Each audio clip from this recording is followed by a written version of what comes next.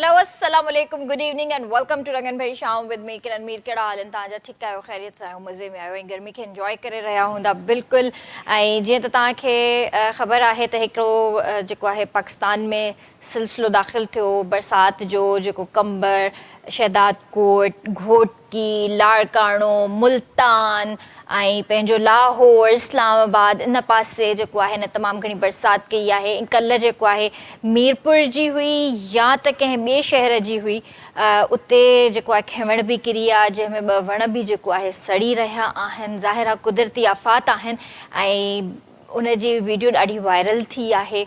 खजी जा वण आहिनि 2 ऐं उन में जेको आहे बाहि लॻियल आहे ऐं माण्हू उन्हनि खे ॾिसनि वेठा था। ज़ाहिर आहे कोई कुझु नथो करे सघे पियो ऐं इहे कुदरती आफ़ात आहिनि ऐं कोशिशि इहा ई कजे त जॾहिं बि काई अहिड़ी शइ थिए थी, तूफ़ान अचे थो ऐं जॾहिं बिजली किरे थी या लाइट किरे थी, खिमड़ किरे थी, त तव्हां कोशिशि कयो पंहिंजे घरनि जे अंदरि महदूद थी वञो, चाहे ॾींहुं हुजे चाहे राति हुजे।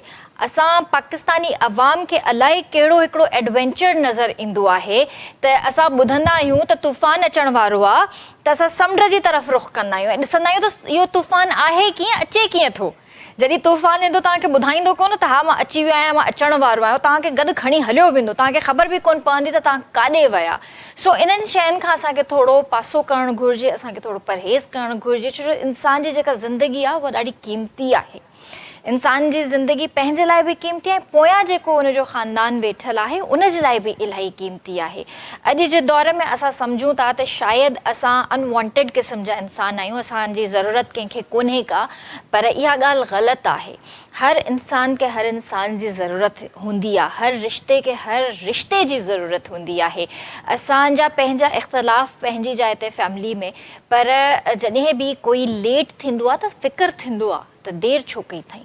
ऐं इन में तव्हां बिल्कुलु बि इहा शइ न सम्झंदा कयो त परवाह कोन्हे का घर वारनि खे, घर वारनि खे परवाह हूंदी आहे, तव्हां सभिनीनि जी परवाह हूंदी आहे। त इन जे करे तमामु घणो एहतियात कंदा कयो ऐं जॾहिं बि इहे शयूं थियनि थियूं त महिरबानी करे प्रिकॉशन्स वठंदा कयो। जॾहिं ॾिसो था मौसम ख़राबु आहे त इन मौसम में तव्हां ॿाहिरि निकिरण खां परहेज़ कंदा कयो। ऐं इहे एडवेंचर वारियूं शयूं बिल्कुलु बि न आहिनि जो तव्हां ॿार खणी फैमिली सां गाॾियुनि में हेॾां होॾां तव्हां निकिरी था वञो। थोरो एहतियात कयो, छो जो अॼुकल्ह जो जेको मौसम आहे अनप्रिडिक्टेबल आहे।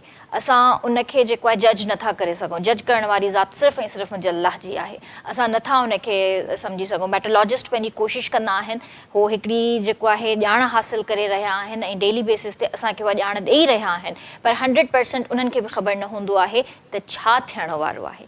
सो पंहिंजे प्रोग्राम जो असां स्टार्ट करे ई चुका आहियूं ऐं अॼु असां पंहिंजे प्रोग्राम में ज़बरदस्त ॻाल्हियूं कंदासीं, एजुकेशन जे हवाले सां ॻाल्हि कंदासीं ऐं यूथ जी काउंसलिंग जे हवाले सां ॻाल्हि कंदासीं त उन्हनि खे एजुकेशन खां पोइ कहिड़ा स्किल्स हासिलु करणु खपनि, कहिड़ो बिज़नेस करणु खपे, छा करणु घुरिजे। त इन हवाले सां असां ॻाल्हि ॿोल कंदासीं, पंहिंजे शो में मज़े मज़े जा गाना बि ॿुधंदासीं। सो सभिनि खां पहिरियों जेको मां तारुफ़ कराइणु चाहींदसि उहो आहे सईद रिज़वान साहब असां सां गॾु आहिनि ऐं इहे आहिनि माशाअल्लाह सां business lecturer at Sindh institute of management technology university, business trainer आहिनि, प्रोफेशनल डेवलपमेंट कोच आहिनि, CEO Pakistan support talent helping education youth, career counsellor, business developer ऐं जॉब सपोर्टर आहिनि। इन्हनि खे भलीकार कंदासीं। अस्सलाम वालेकुम, कैसे हैं आप? ठीक हैं? अल्हम्दुलिल्लाह। वालेकुम सलाम, कैसी हैं आप? ठीक? अल्हम्दुलिल्लाह, मैं बिल्कुलु ठीक ठाक हूँ। अच्छा, उन खां अलावा असां सां गॾु जेको आहे अमरीन नसरीन अंजुम साहिबा हिते मौजूदु आहिनि, जेके manager researcher operations and development Shaheed Zulfikar Ali Bhutto Institute of Science and University Technology, उन्हनि खे बि भलीकार कंदासीं। अस्सलाम वालेकुम, कैसी हैं आप? बिल्कुल ठीक ठाक, बहुत शुक्रिया आपका। उन खां अलावा असां सां गॾु शहनाज़ उरूज हिते मौजूदु आहिनि, जेके हज़ारा खां असां वटि आयल आहिनि ऐं पहिरियां बि तव्हां उन्हनि खे असांजे शो में ॾिठो आहे ऐं ज़बरदस्त गाना बि ॿुधाईंदियूं आहिनि ऐं गॾोगॾु सिहत जे हवाले सां कुझु न कुझु टिप्स बि ॾींदियूं आहिनि। सो उन्हनि खे बि भलीकार कंदासीं। अस्सलाम वालेकुम। अस्सलाम वालेकुम। कैसी हैं आप? ठीक हैं? First class. बहुत अच्छा लगता है आपके प्रोग्राम में आके, बड़ी गपशप करके, आपके साथ खास तौर पे। Thank you so much, thank you so much. हमें भी बड़ा अच्छा लगा कि आप इतने दिनों बाद दोबारा आप आई हैं हमारे शो में।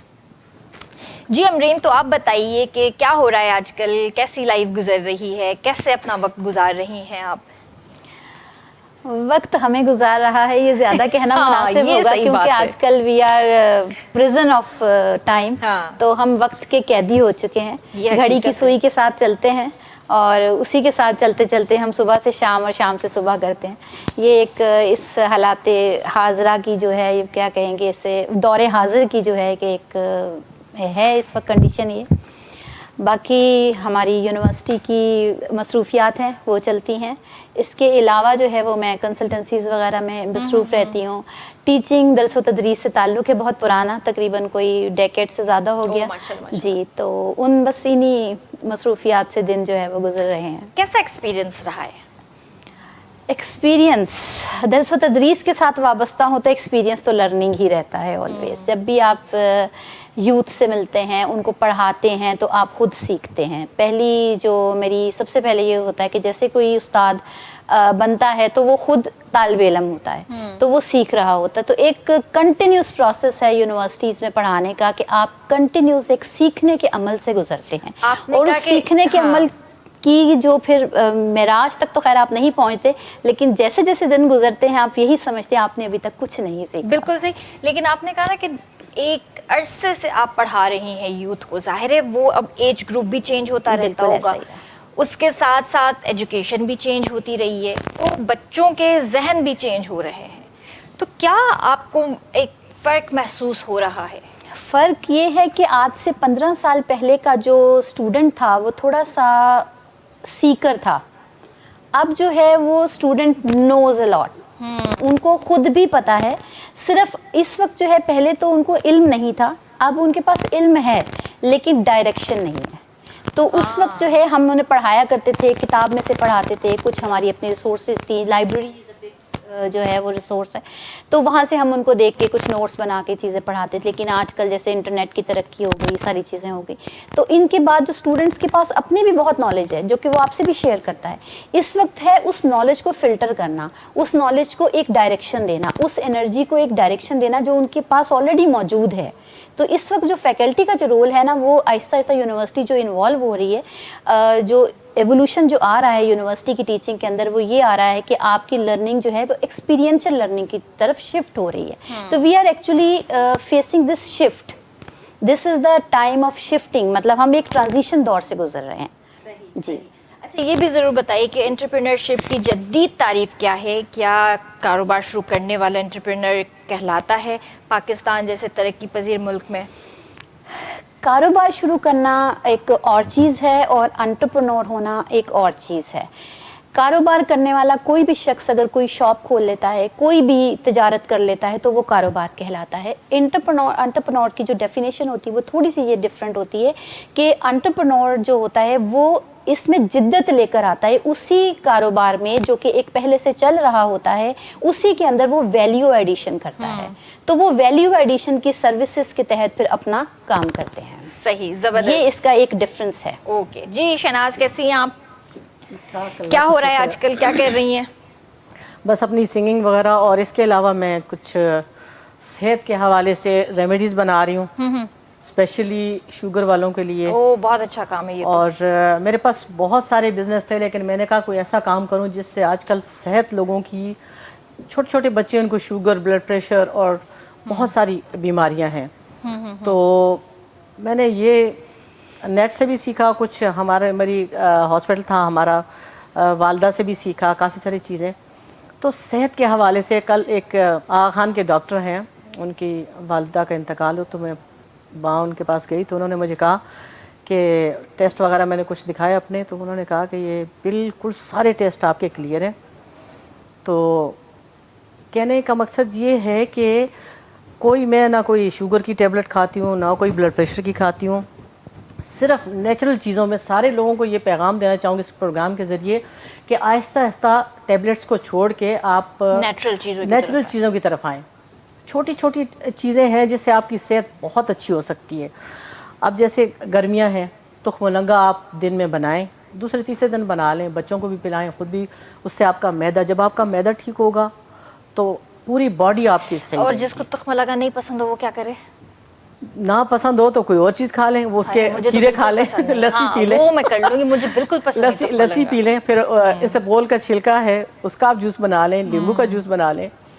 और शुगर वालों के लिए मैं बेहतरीन चीज़ बताऊं कि नोट कर लें, ये मेथी दाना, जिसको हम लोग बहुत मामूली समझते हैं, रात को 1 चम्मच भिगो कर रखें और सुबह वो चबा कर खा भी लें और वो पानी भी आप पी लें। अगर ऐसा नहीं कर सकते फिर उसका थोड़ा सा उसको फ्राई करके मतलब ड्राई करके तो उसका पाउडर बना के रख लें। रात को सोते हुए 1 टीस्पून आप पानी के साथ पी लें तो आपके जॉइंट और आपका शुगर बिल्कुल लेवल में होगा। जबरदस्त जबरदस्त। आपसे मजीद बातें भी करेंगे और गाने भी सुनेंगे। सैयद रिजवान साहब भी मौजूद हैं। जी सर, कैसे हैं आप? ठीक हैं अल्हम्दुलिल्लाह, अल्लाह का करम, आप सुनाएं, खैरियत से? जी अल्हम्दुलिल्लाह। सर ये बताइए कि सप्लाई चेन मैनेजमेंट में मैनेजमेंट क्या है? MBA आपने की तालीम बिजनेस ट्रेनिंग और SCM एंटरप्रेन्योरशिप में आपकी कैसे मदद करती है? ये सप्लाई चेन मैनेजमेंट एक बिज़नेस का डिसिप्लिन है जिसके अंदर हम बिज़नेस यानी सप्लाई चेन जो एक पूरी चेन है कि मैन्युफैक्चरिंग के अगेंस्ट में जो जो एक्टिविटीज़ होती हैं वो सप्लाई चेन के अंदर आती हैं। फॉर एग्जांपल कोई प्रोडक्ट अगर आपके घर पे है तो प्रोडक्ट के पीछे क्या क्या चीज़ें, क्या क्या फंक्शंस इन्वॉल्व हैं, किस तरह से मैन्युफैक्चरिंग हो रही है, किस तरह से उसकी लॉजिस्टिक हो रही है, किस तरह से उसकी वेयर हाउसिंग हो रही है, ये सारी चीज़ें सप्लाई चेन में आती हैं। क्योंकि हमें तो प्रोडक्ट बना हुआ मिल जाता है लेकिन उस प्रोडक्ट के पीछे कौन से फंक्शन इन्वॉल्व हैं, these all are supply chain. तो इसकी डिटेल में मैं नहीं जाऊंगा। जिस तरह अभी आपने मुझसे बात करी कि एंटरप्रेन्योरशिप, आई थिंक एंटरप्रेन्योरशिप का आपने कुछ क्वेश्चन किया। एंटरप्रेन्योरशिप बेसिकली, एंटरप्रेन्योरशिप की अगर हम बात करें तो एंटरप्रेन्योरशिप एक बिज़नेस डेवलपमेंट का एक टेक्निक है। यूनिक तरीके से एक बिज़नेस को किस तरह से डेवलप किया जाए, एक नई सोच के साथ, इनोवेटिव सोच के साथ, क्रिएटिव सोच के साथ चीज़ में एक जान डालना, उसको एक न्यूट्रल करना, इस तरह बनाना कि देखने वाले को दिल खुश हो जाए, वो बोले लाओ मुझे दो। तो आपने देखा होगा कि अक्सर आपने ये चीज़ ऑब्जर्व करी होगी, आप अगर ओशियन मॉल या कहीं जाते हैं तो आपने देखा होगा बहुत से ऐसे प्रोडक्ट हैं देखने में बिल्कुल ऑर्डिनरी लगते हैं। हाँ। लेकिन वो 500 1000 के मिल रहे होते हैं, ऑर्डिनरी है। इवन चाय की अगर मैं मिसाल ले लूँ, एक चाय का ब्रांड है, वो चाय देखने में ऑर्डिनरी बिल्कुल लग रही है, उसमें कॉस्ट भी कोई तकरीबन 100 रुपीज़ 200 रुपीज़ की आ रही है, लेकिन वो बिग 1000 की रही है। क्यों? क्योंकि उसके अंदर क्रिएटिविटी ऐड की गई है, आइडिया ऐड किया गया है, इनोवेशन ऐड की गई है, उसकी प्रेजेंटेशन है। तो ये सारी चीज़ें एक आम बिज़नेस को किस तरह से एक प्रेजेंटेबल, एक वैल्यूएबल बिज़नेस में कन्वर्ट किया जाए, ये एंटरप्रेन्योरशिप है कि किस तरह से वैल्यूएबल एक बिज़नेस में कन्वर्ट किया जाए, उसमें जान डाल दी जाए, ऐसा बना दिया जाए कि देखने वाला बोले लाओ मुझे दो, लाओ मुझे दो। इस तरह आपने बहुत सारी चीज़ें ऑब्जर्व करी होंगी। आपने वो निकाह का पेन देखा होगा, निकाह का पेन, हाँ, बड़ा अट्रैक्टिव सा लगता है। वो अट्रैक्टिव सा लगता है। कितने का पेन होता है वो? 100 रुपीज़ का भी नहीं होता, लेकिन मिल वो जो है 500 का 1000 का मिल रहा होता है। क्यों? क्योंकि उसके अंदर क्रिएटिविटी ऐड की गई है, ह्यूमन साइकोलॉजी के साथ खेला गया है। ह्यूमन साइकोलॉजी से असल में जो बिजनेस हम जो भी डेवलप करते हैं उसमें साइकोलॉजी इन्वॉल्व होती है कि ह्यूमन साइकोलॉजी किस तरह से ऐसी चीज बनाई जाए अगला बंदा देख के खुश हो जाए, बोले लाओ मुझे दो। हाँ। नहीं, ऑनलाइन तो ये मेरा ख्याल है 2500-3000 का कुछ इस तरह से मिल रहा है। जी ऑनलाइन। हाँ। जी। तो बस यही है कि एंटरप्रेन्योरशिप एक टेक्निक है, किस तरह से एक बिज़नेस को जो है वैल्यूएबल बनाया जाए और इनोवेटिव बनाया जाए, क्रिएटिव बनाया जाए, ऐसा बनाया जाए कि लोगों का दिल खुश हो जाए, लोग बोले लाओ मुझे दो। लेकिन छोटे छोटे बिजनेसेस भी मैंने देखे हैं कि वो चलते चलते बंद हो जाते हैं। बंद होने की वजह ये सस्टेनेबिलिटी नहीं होती। सस्टेनेबिलिटी, किसी भी चीज़ में सस्टेनेबिलिटी बड़ी इंपॉर्टेंट है। एक मुस्तकिल मिजाजी, आप क्वालिटी पे अगर कॉम्प्रोमाइज़ करते हैं तो एक दिन ऐसा आता है कि आपका बिज़नेस जो है फ्लॉप हो जाता है। क्वालिटी पे कॉम्प्रोमाइज़ नहीं करना, क्वांटिटी पे कॉम्प्रोमाइज़ नहीं करना, और जो नीड है उस पर कॉम्प्रोमाइज़ नहीं करना। जो आपके क्लाइंट की नीड है उसके हिसाब से आपने प्रोडक्ट बनाना है। हाँ। तो ये चीज़ें अगर होंगी तो ये कि प्रोडक्ट कभी भी फेल नहीं होगा। सही। चलें, ज़बरदस्त। यहाँ पे एक जी ख़ास तौर पे यहाँ पे कि जो चीज़ हमारी बिकने लग जाती है फिर हम उसको ज़्यादा फ़ायदे के चक्कर में थोड़ा सा ख़राब कर देते हैं, तो वो चीज़ फिर बिकना बंद हो जाती है। सही। आम लफ्ज़ों में आप समझाऊं लोगों को। सही। चलें, आप इस वक्त क्या सुना रही हैं हमें? अच्छा, ब्रेक का वक्त हो गया है, ब्रेक ले लेते हैं, उसके बाद फिर हम आपसे सॉन्ग सुन लेते हैं। जी व्यूअर्स, से वठंदा सी ब्रेक, जल्दी हाजिर था थियो।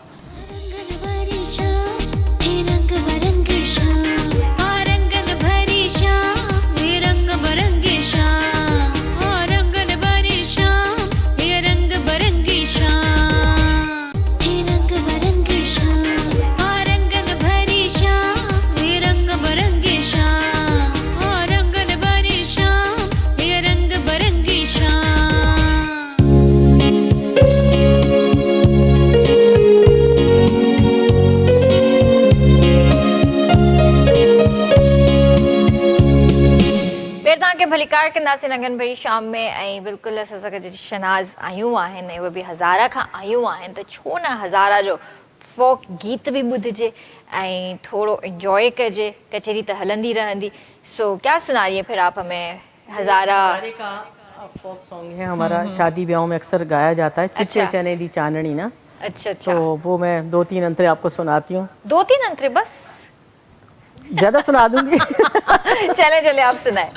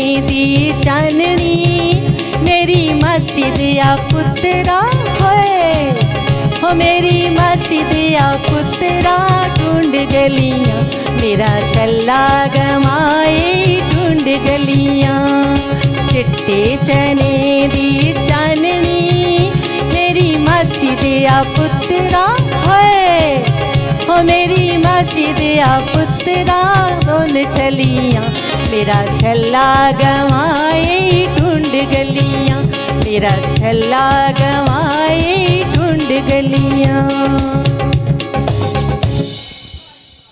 इसका थोड़ा सा वो बता भी दे, थोड़ा ट्रांसलेट भी कर दे। मासी दे पुत्रा तुमने मेरा छला गवाया तो अब गलियों में ढूंढ। अच्छा सही सही सही चले। अच्छा असां सां गॾु आहे अंबर ऐं जिन खे मां अम्बरीन पई चवां, सो सॉरी। No problem. क्योंकि मेरी फ्रेंड का नाम भी अम्बरीन है तो इसलिए मेरे जहन में वो चल रहा था। इसमें कोई ऐसी बात नहीं। अच्छा अंबर, आप मुझे ये बताइए कि जॉब सीकर और जॉब प्रोवाइडर की जहनियत में बुनियादी फ़र्क क्या है? जॉब सीकर और जॉब प्रोवाइडर डेफिनेटली बहुत बड़ा एक जहन का ही सारा ये रोल होता है और जहनीत की वजह से ही इंसान जॉब सीकर और जॉब प्रोवाइडर की डिवीज़न में जो है वो तकसीम होता है। इसमें जॉब सीकर्स जो होते हैं उनका जहन ये होता है कि हमें एक रेडीमेड चीज़ मिल जाए, ठीक है, जिससे हम अपने आप को लेके चलें और हमारी ज़िंदगी जो है बिल्कुल आरामदेह और चैलेंजेस जो है ना वो नहीं लेते हैं, ठीक है। और हमारी यूथ में यूजुअली अच्छा ये जहन बनाने में ना एक इंसान अकेले शख्स का कोई हाथ नहीं होता है। इसमें जो है वो आपके पेरेंट्स, आपकी पेरेंटिंग, आपका फैमिली प्रेशर, सोशल प्रेशर, आपकी पूरी जी बिल्कुल जो चीज़ें, क्योंकि इंसान जैसे कहते हैं जब पैदा होता है तो 50% तो वो अपनी विरासत से अपनी कैरेक्टरिस्टिक्स लेकर आता है और बाकी जो 50% होती है ना वो माहौल से आती हैं। तो यही माहौल होता है हमारे चारों तरफ जो होता है।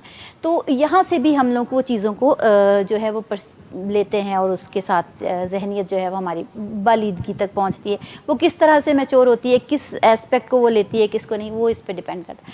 अच्छा जो जॉब सीकर्स होते हैं वो हमेशा यही सोचेंगे कि हमें एक रेडीमेड चीज़ मिल जाए, हमारा एक मंथली इनकम जो है वो डिसाइड हो जाए और उसके लिए वो बहुत सी कोशिशें करते हैं। आप यकीन करें कि जब हम कोई एडवर्टाइजमेंट दे रहे होते हैं यूनिवर्सिटी में, एक छोटी सी मिसाल दूंगी, बिल्कुल जो कि 100K सैलरी भी नहीं होती है उस पोजीशन के लिए, उस पोजीशन के लिए सैकड़ों के हिसाब से यूनिवर्सिटी में CVs आ रही होती हैं, ठीक है, और वो 70-80,000 की जॉब होती है सारी, उसको स्क्रूटनी करने में भी हमारा काफ़ी टाइम, और जॉब की पोजीशन कितनी है, एक है, और यही पोजीशंस जैसे कुछ और बड़ी जगह होती हैं या हमारी गवर्नमेंट में जाएं तो वो थाउजेंड्स पे भी चली जाती हैं। तो ये है job seekers, there are lot of job seekers around. तो जॉब प्रोवाइडर्स जो होता है वो दिस इज चैलेंज एक्चुअली, कि जॉब सीक करना एक चैलेंज है। जॉब प्रोवाइडर की जहन ये होता है कि इस चैलेंज को लिया जाए, यहाँ से हमें मसले का हल निकालना है। मसले का हल हमेशा आपको वहीं मिलेगा जहाँ पे मसला होगा, ठीक है, वहीं से आप डिग आउट करेंगे, सर्च करेंगे, रिसर्च करेंगे, वहीं से आपको उसके सोल्यूशंस मिलना शुरू हो जाते हैं। तो जॉब प्रोवाइडर एक्चुअली एक पूरे प्रोसेस से गुजरता है, उसका जहन होता है कि पूरे प्रोसेस को अडॉप्ट करे, उसके बाद वह उसमें से गुजरे और जाकर के अपने उसको अचीव करे जो भी उससे टारगेट और गोल बनाए होते हैं। तो उसके लिए उसको एक रिजिलियंस होना पड़ता है, रिजिलियंस बहुत ज़रूरी है। इसके अलावा जो है उसको रिस्क भी लेना पड़ता है, रिस्क टेकिंग की भी आपके अंदर कैरेक्टरिस्टिक होनी ज़रूरी है। तो इस जहन की जो कैरेक्टरिस्टिक्स होती हैं वो चैलेंज एक्सेप्ट करना, रिस्क टेकिंग, आपके आइडियल गोल होना। कहते हैं अगर आपके गोल इतने हाई नहीं है कि जिस पे लोग हंस रहे हैं तो इसका मतलब है कि आप कहीं नहीं पहुंच सकते। सही। तो गोल आपको वही लेके जाता है जहाँ पे लोगों को इस वक्त समझना है कि ये क्या सोच रहा है, और वो आप पे जस्ट एक स्माइल दे दें कि ये तो बेवकूफ़ है और ये कुछ नहीं कर सकता। अच्छा, मुझे टू बी वेरी ऑनेस्ट, और मुझे मतलब एक ईमानदारी वाला जवाब दीजिएगा, जॉब्स हैं? नहीं है, इतनी नहीं है जितनी हमारी यूथ है। ये ईमानदारी वाला जवाब है, क्योंकि हमारा 60% पाकिस्तान की जो पॉपुलेशन है वो यूथ है। इस 60% पॉपुलेशन को हैंडल करें, आप देखें कि कितने करोड़ की आबादी है, उसमें 60% तो आपके पास यूथ है। डेवलपमेंट कहाँ है? जॉब प्रोवाइडर्स बनेंगे तो जॉब्स निकलेंगी ना। जब जॉब प्रोवाइडर्स ही नहीं है तो जॉब कैसे होगी? और स्किल्स सीखने के लिए भी जाहिर है आपको पैसों की ज़रूरत पड़ेगी। कहीं पे भी जाएंगे आपको फ्री में तो कोई नहीं सिखाएगा ना। जी जी बिल्कुल ऐसा हाँ, ही है। इंटरनेट है घर के अंदर, अगर आप ऑनलाइन कुछ सीखना चाहें, यूट्यूब से सीखना चाहें या वैसे कोई सीखना चाहें तो वो आप फ्री में सीख सकते हैं। देखिए, पैशन होना ज़रूरी होता है। मैंने देखा है बहुत से ऐसे लोग हैं जिन्होंने कुछ खर्च नहीं किया। जी जी जैसे कोई नाकाम होता है और लोग उस पर हंस रहे होते हैं, वही लम्हा आदमी को मजबूत बनाता है। ये स्टिग्मेटिक अप्रोच है सोसाइटी का जो कि आपको वीक करता है कभी कभी, ठीक है। ये स्टिग्मेटिक अप्रोच को दूर होना चाहिए, क्योंकि ये मैंने जैसे कहा कि एक शख्स को बनाने में बहुत से माहौल का पूरा असर होता है। एक सेकंड, उनको बात कंप्लीट करने दें। वो हो रहा है, डबलिंग हो रही है इस तरह। स्टिग्मेटिक अप्रोच है सोसाइटी की, उस वजह से है कि फेलियर की तरफ अगर कोई फेल हो जाता है तो लोग ये कहते हैं कि ये तो फेल हो गया, हालांकि वो ही उसकी लर्निंग है, वहीं से वो सीखता है। जब फेल होना एक एक्सपीरियंस होता है, जितनी जल्दी आप फेल होंगे, जितनी पहली सीढ़ी से गिरेंगे उतना ही कम नुकसान होगा, उतनी जल्दी सीखेंगे। तो जो जॉब प्रोवाइडर्स और हमारे जो एंटरप्रेन्योर्स होते हैं वो इन्हीं फेलियर से ही सीख के वहीं पे अपनी प्रॉब्लम को सेट करके सॉल्व करके प्रॉब्लम सॉल्विंग अप्रोच के साथ आगे जाते हैं। सही। अच्छा, जैसे आप बात करें एंटरप्रेन्योर जो भी हैं, तो इनका जो रवैया कुन खुसूसियात पर मुश्तमिल होता है, क्या ये पैदाइशी होते हैं या सीखे जाते हैं? ये सीखे जा सकते हैं, 100% सीखे जा सकते हैं। अच्छा, ऐसा पैदाइशी नहीं होता। हो सकता है कि माहौल में कुछ पेरेंट्स ऐसे हों जिन्होंने अपनी तरबियत में ऐसी कुछ चीज़ें रखी हों कि वो वहाँ से सीख लिया, ठीक है, लेकिन ये all learning, it is all learning. अगर कोई ये कहे कि मैं एंटरप्रेन्योर नहीं बन सकता तो ये गलत है। वो थोड़ी कोशिश करेगा, कुछ सीखेगा, वो बन जाएगा। ओके, सही। अच्छा सर, आप ये बताइए कि आप एज ए लेक्चरर भी काम कर रहे हैं, माशाल्लाह से पढ़ा भी रहे हैं यूथ को, तो इस वक्त आपको यूथ के अंदर कौन सी ऐसी बड़ी एक कमी महसूस हो रही है? रिस्क नहीं लेते, रिस्क लेने के लिए तैयार नहीं है, कमिटेड नहीं है, सीरियस नहीं है लाइफ में, पैशन नहीं है। ये सारी चीज़ें जब तक नहीं होंगी वो कुछ भी नहीं कर सकते। वही एक माइंडसेट है, पुराना माइंडसेट कि डिग्री ले लेंगे, कहीं जॉब मिल जाएगी और जॉब कर लेंगे, बस यही एक लिमिटेड एक बाउंड्री के अंदर रहना, कुछ बड़ा नहीं सोचना। तो ये सारी चीज़ें हैं, इसकी वजह से हमारा जो यूथ है वो काफ़ी फेल है, कुछ कर नहीं पा रहा, क्योंकि वो कंफर्ट जोन से निकलना नहीं चाहते। क्योंकि हमने अगर ज़िंदगी में कुछ करना है ना तो हमें सबसे पहले अपने कंफर्ट जोन से निकलना होगा। मिसाल के तौर पे लोग सोचते हैं कि हमारा जो 8 घंटे जॉब का जो टाइम है ना, बस यही जॉब है, इसके बाद हमने घर जाके सोना है, आराम करना है, खाना है, पीना है, बस फैमिली को टाइम देना है, बाकी कुछ नहीं। तो ऐसे लोग ज़िंदगी में कुछ भी नहीं कर सकते जो सिर्फ 8 घंटे जॉब ही करते हैं और इसके अलावा बाकी कुछ भी नहीं करते। तो अपनी टाइम मैनेजमेंट बहुत इंपॉर्टेंट है, टाइम को मैनेज करना सीखें। टाइम हर इंसान के पास टाइम ऐसी चीज़ है कि अल्लाह ताला ने हर इंसान को इक्वली दी है। मेरे पास भी 24 घंटे हैं, आपके पास भी 24 घंटे हैं, आप भी के पास भी 24 घंटे हैं। तो हमने 24 घंटों को किस तरह से यूटिलाइज़ करना है। एक टेक्निक होती है 8 मल्टीप्लाई बाय 3 कि 8 घंटे आपने जॉब के लिए निकाले, 8 घंटे आपने सोने के लिए निकाले और 8 घंटे जो है आपने अपने डिफरेंट एक्टिविटीज़ के लिए, लर्निंग के लिए, इसके लिए निकाले। तो अपने टाइम को मैनेज करना सीखें। टाइम जो शख्स मैनेज कर सकता है मैनेज कर लेता है। मैं भी कोई 8 to 12 आवर जॉब करता हूँ, करने के बावजूद भी मैं नई नई चीज़ें सीख रहा होता हूँ, इम्प्लीमेंट कर रहा होता हूँ, लोगों के साथ इंटरेक्शन कर रहा होता हूँ, नेटवर्किंग कर रहा होता हूँ, मिल रहा होता हूँ, नई नई चीज़ें देख रहा होता हूँ। तो ये सब चीज़ें जब तक हम अपना क्रिएटिव माइंडसेट नहीं बनाएंगे और टाइम मैनेज करना नहीं सीखेंगे, वक्त की अहमियत को नहीं सीखेंगे, ज़िंदगी में हम कुछ भी नहीं कर सकते। सही। आपने कहा कि इस टाइम जो है यूथ जो है वो सीरियस नहीं हो रही अपने करियर को लेकर और इन चीज़ों को लेकर, तो उनके अंदर सीरियसनेस कैसे आएगी? कैसे हम उनको ये सारी चीज़ें मैनेज करना सिखा सकते हैं? उनको मोटिवेट करने की ज़रूरत है। मोटिवेट हम करें, उनको बताएं कि देखें, मिसाल के तौर पे मैं हूँ या आप हैं। मिसाल के तौर पे फॉर एग्जांपल मैं आपकी मिसाल लेता हूँ या किसी की भी मिसाल लेता हूँ। एक बंदा 1 करोड़ रुपीज़ अर्न कर रहा है मंथली, तो मैं भी कर सकता हूँ, आप भी कर सकते हैं, आप भी कर सकते हैं। ज़रूरी है कि 1 करोड़ वाली मेहनत भी होनी चाहिए, फिर मंथली 1 करोड़ वाली मेहनत भी होनी चाहिए, फिर हम 1 करोड़ अर्न कर सकते हैं। जाहिर है। तो 1 करोड़ 8 घंटे की जॉब से कभी भी अर्न नहीं होंगे। हमें जो है उसके लिए मेहनत भी करनी पड़ेगी, स्ट्रगल भी करनी पड़ेगी, क्रिएटिव माइंडसेट भी यूज़ करना पड़ेगा और इसके अलावा देखना पड़ेगा कि कौन सी ऐसी स्किल्स हैं, कौन सी ऐसी चीज़ है जिससे हम ज़्यादा से ज़्यादा अर्निंग कर सकते हैं।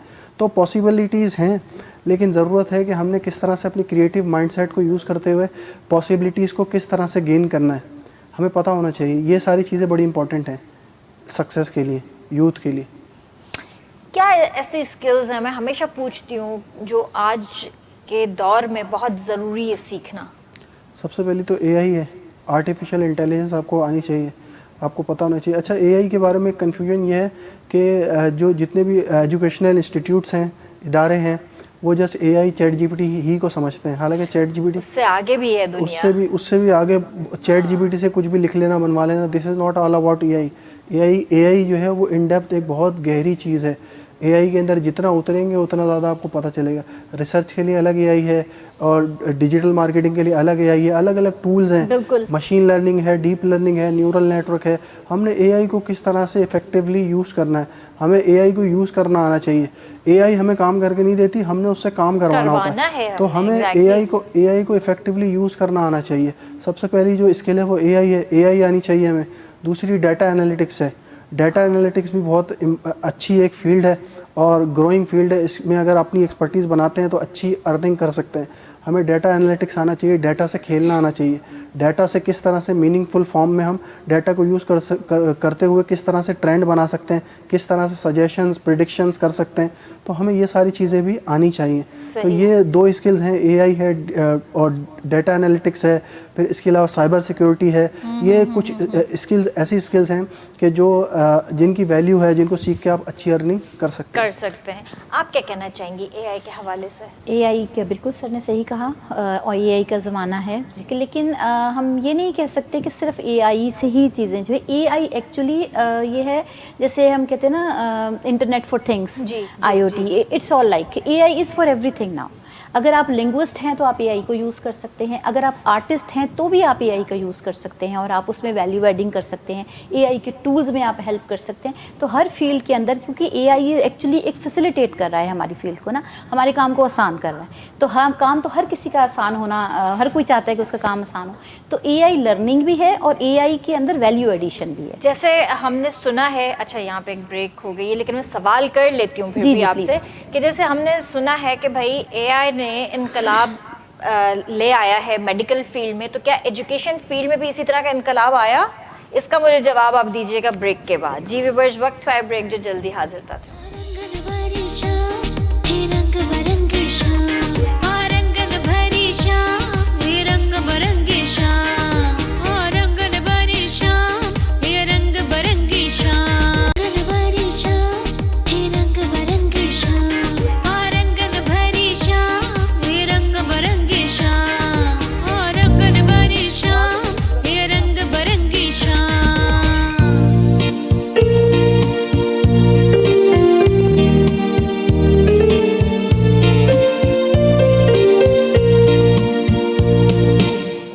भली कार कंदासीं रंगन भई शाम में। ऐं ब्रेक खां पहिरियां जेको आहे मां अंबर खां सवाल कयो हो त भई जीअं मेडिकल में AI इनकलाब आंदो आहे त छा एजुकेशन में भी इनकलाब आयो आहे इन तरह जो, त उसके हवाले से आप थोड़ा सा बताइए। Is the profession which creates all other professions. Exactly, हाँ। तो डेफिनेटली आउटलुक चेंज हुआ है, प्रैक्टिसेस चेंज हुई हैं, शिफ्ट हुआ है। जैसे क्लासरूम्स चेंज हो गए, नाउ द एजुकेशन का जो एक हमारा प्रोसेस होता है, दरस व तदरीस का एक अमल होता है, वो बहुत स्मार्टर में आ गया है। तो ये बिल्कुल फ़र्क पड़ता है इन चीज़ों का। स्टूडेंट्स के पास रिसोर्सेज एक्सेसिबल हो गई हैं, इसके अलावा उनको काम करना थोड़ा सा आसान हो गया है। टीचर्स को जो है, जैसे हम लोग ऑनलाइन, जैसे आपने देखा होगा कि कोविड के दौरान जैसे पूरा यूनिवर्सिटीज़ हमारी ऑनलाइन स्विच हो गई थी, तो उसमें जो AI ने बहुत हेल्प की है और बहुत सारी जो हमारी इंटरनेट ने और ये चीज़ों ने बहुत इवॉल्व भी किया है। इवन की शेप बहुत बेहतर हो गई उसके बाद से। वही हमारे पास ऐप्स मौजूद थे जो पहले हम यूज़ नहीं कर रहे होते थे, और उसके बाद उनकी ऐसी ज़रूरत पड़ी है कि आजकल भी अभी जैसे पेट्रोल की जो है वो कीमतों में इजाफा हुआ है, तो यूनिवर्सिटीज़ ने एक दिन जो है वो स्टूडेंट्स को ऑनलाइन किया है। तो ये है, बिल्कुल फ़र्क पड़ा है। जब बाकी प्रोफेशंस में पड़ रहा है तो हमारी टीचिंग का अमल भी जो है उससे। ये ज़रूर बताइए कि जैसे ऑनलाइन क्लासेस स्टार्ट हुई कोविड वाले टाइम में, देखे पूरी दुनिया एक वक्त में लॉकडाउन हो गई, तो जाहिर है सब ऑनलाइन की तरफ आए। ये तो कभी हमने सोचा भी नहीं था कि हम वर्क फ्रॉम होम कर सकते हैं, वर्क फ्रॉम होम कर सकते हैं और घर पे बैठ के हम लेक्चर सुन सकते हैं या एग्ज़ाम दे सकते हैं XYZ। लेकिन उससे क्या तालीम पे फ़र्क पड़ा है या बेहतरी आई है? नहीं, फ़र्क नहीं पड़ा, उससे बेहतरी आई है। मतलब ऐसा कोई फ़र्क नहीं पड़ा कि कोई मतलब स्टूडेंट का कोई लॉस नहीं हुआ। नहीं, मैं नहीं समझती कि लॉस हुआ है। अच्छा, फैसिलिटेट किया है ऑनलाइन सिस्टम ने। यस, क्योंकि ऑनलाइन सिस्टम के भी अपने गियर्स हैं। जब हम इवैल्यूएशन के, टेस्टिंग के, एग्जामिनेशन के, तो हमारे अपने टूल्स होते हैं, वो ऑनलाइन यूज़ करते हैं हम। और वैसे हमारी ऑनलाइन फिजिकल क्लास होती है तो उसमें वो फिजिकल चीज़ें होती हैं। तो इसमें भी हमारे पर्टिकुलर टूल्स हैं, तो उससे मुतासर नहीं हो सकी है क्वालिटी। जैसे आप कह रही हैं ना, क्वालिटी एजुकेशन मुतासर नहीं हुई। चलें, ये बहुत अच्छी बात है। तो इतने जेको आहे कुछ गानों भी थी वने, एंटरटेनमेंट भी ज़रूरी है। तो आपसे रिक्वेस्ट करना चाहेंगे कि कुछ पुराना दौर याद दिला दें, कोई गज़ल अजनबी शहर के अजनबी रास्ते।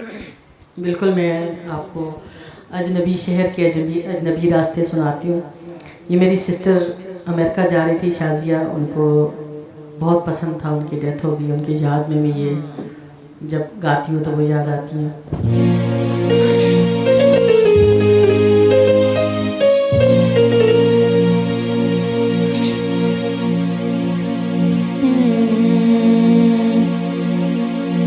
अजनबी शहर के अजनबी रास्ते, मेरी तन्हाई पर मुस्कुराते रहे।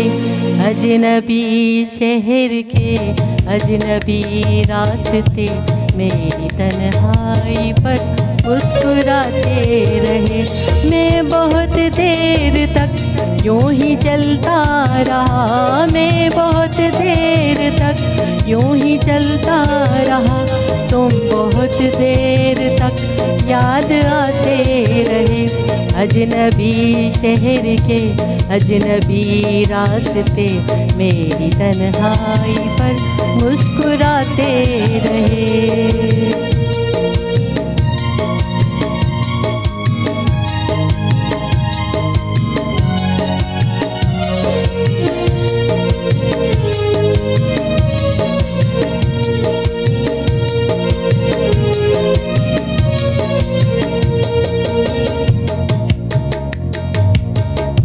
जहर मिलता रहा, जहर पीते रहे।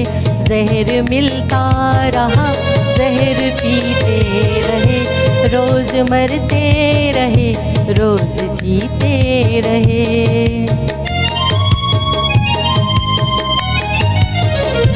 जहर मिलता रहा, जहर पीते रहे। जहर मिलता रहा, जहर पीते रहे। रोज मरते रहे, रोज जीते रहे। हम भी गोया किसी साज के तार हैं, हम भी गोया किसी साज के तार हैं। चोट खाते रहे, गुनगुनाते रहे। अजनबी शहर के अजनबी रास्ते मेरी तन्हाई पर मुस्कुराते रहे।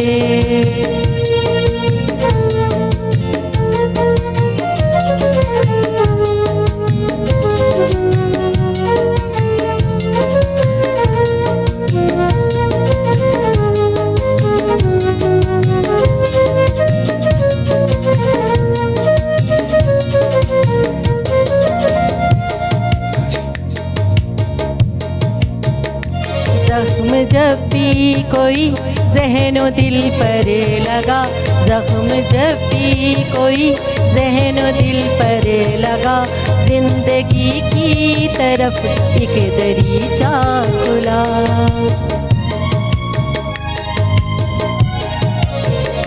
जख्म जब भी कोई ज़हनो दिल पर लगा, जख्म जब भी कोई ज़हनो दिल पर लगा, ज़िंदगी की तरफ एक दरीचा खुला।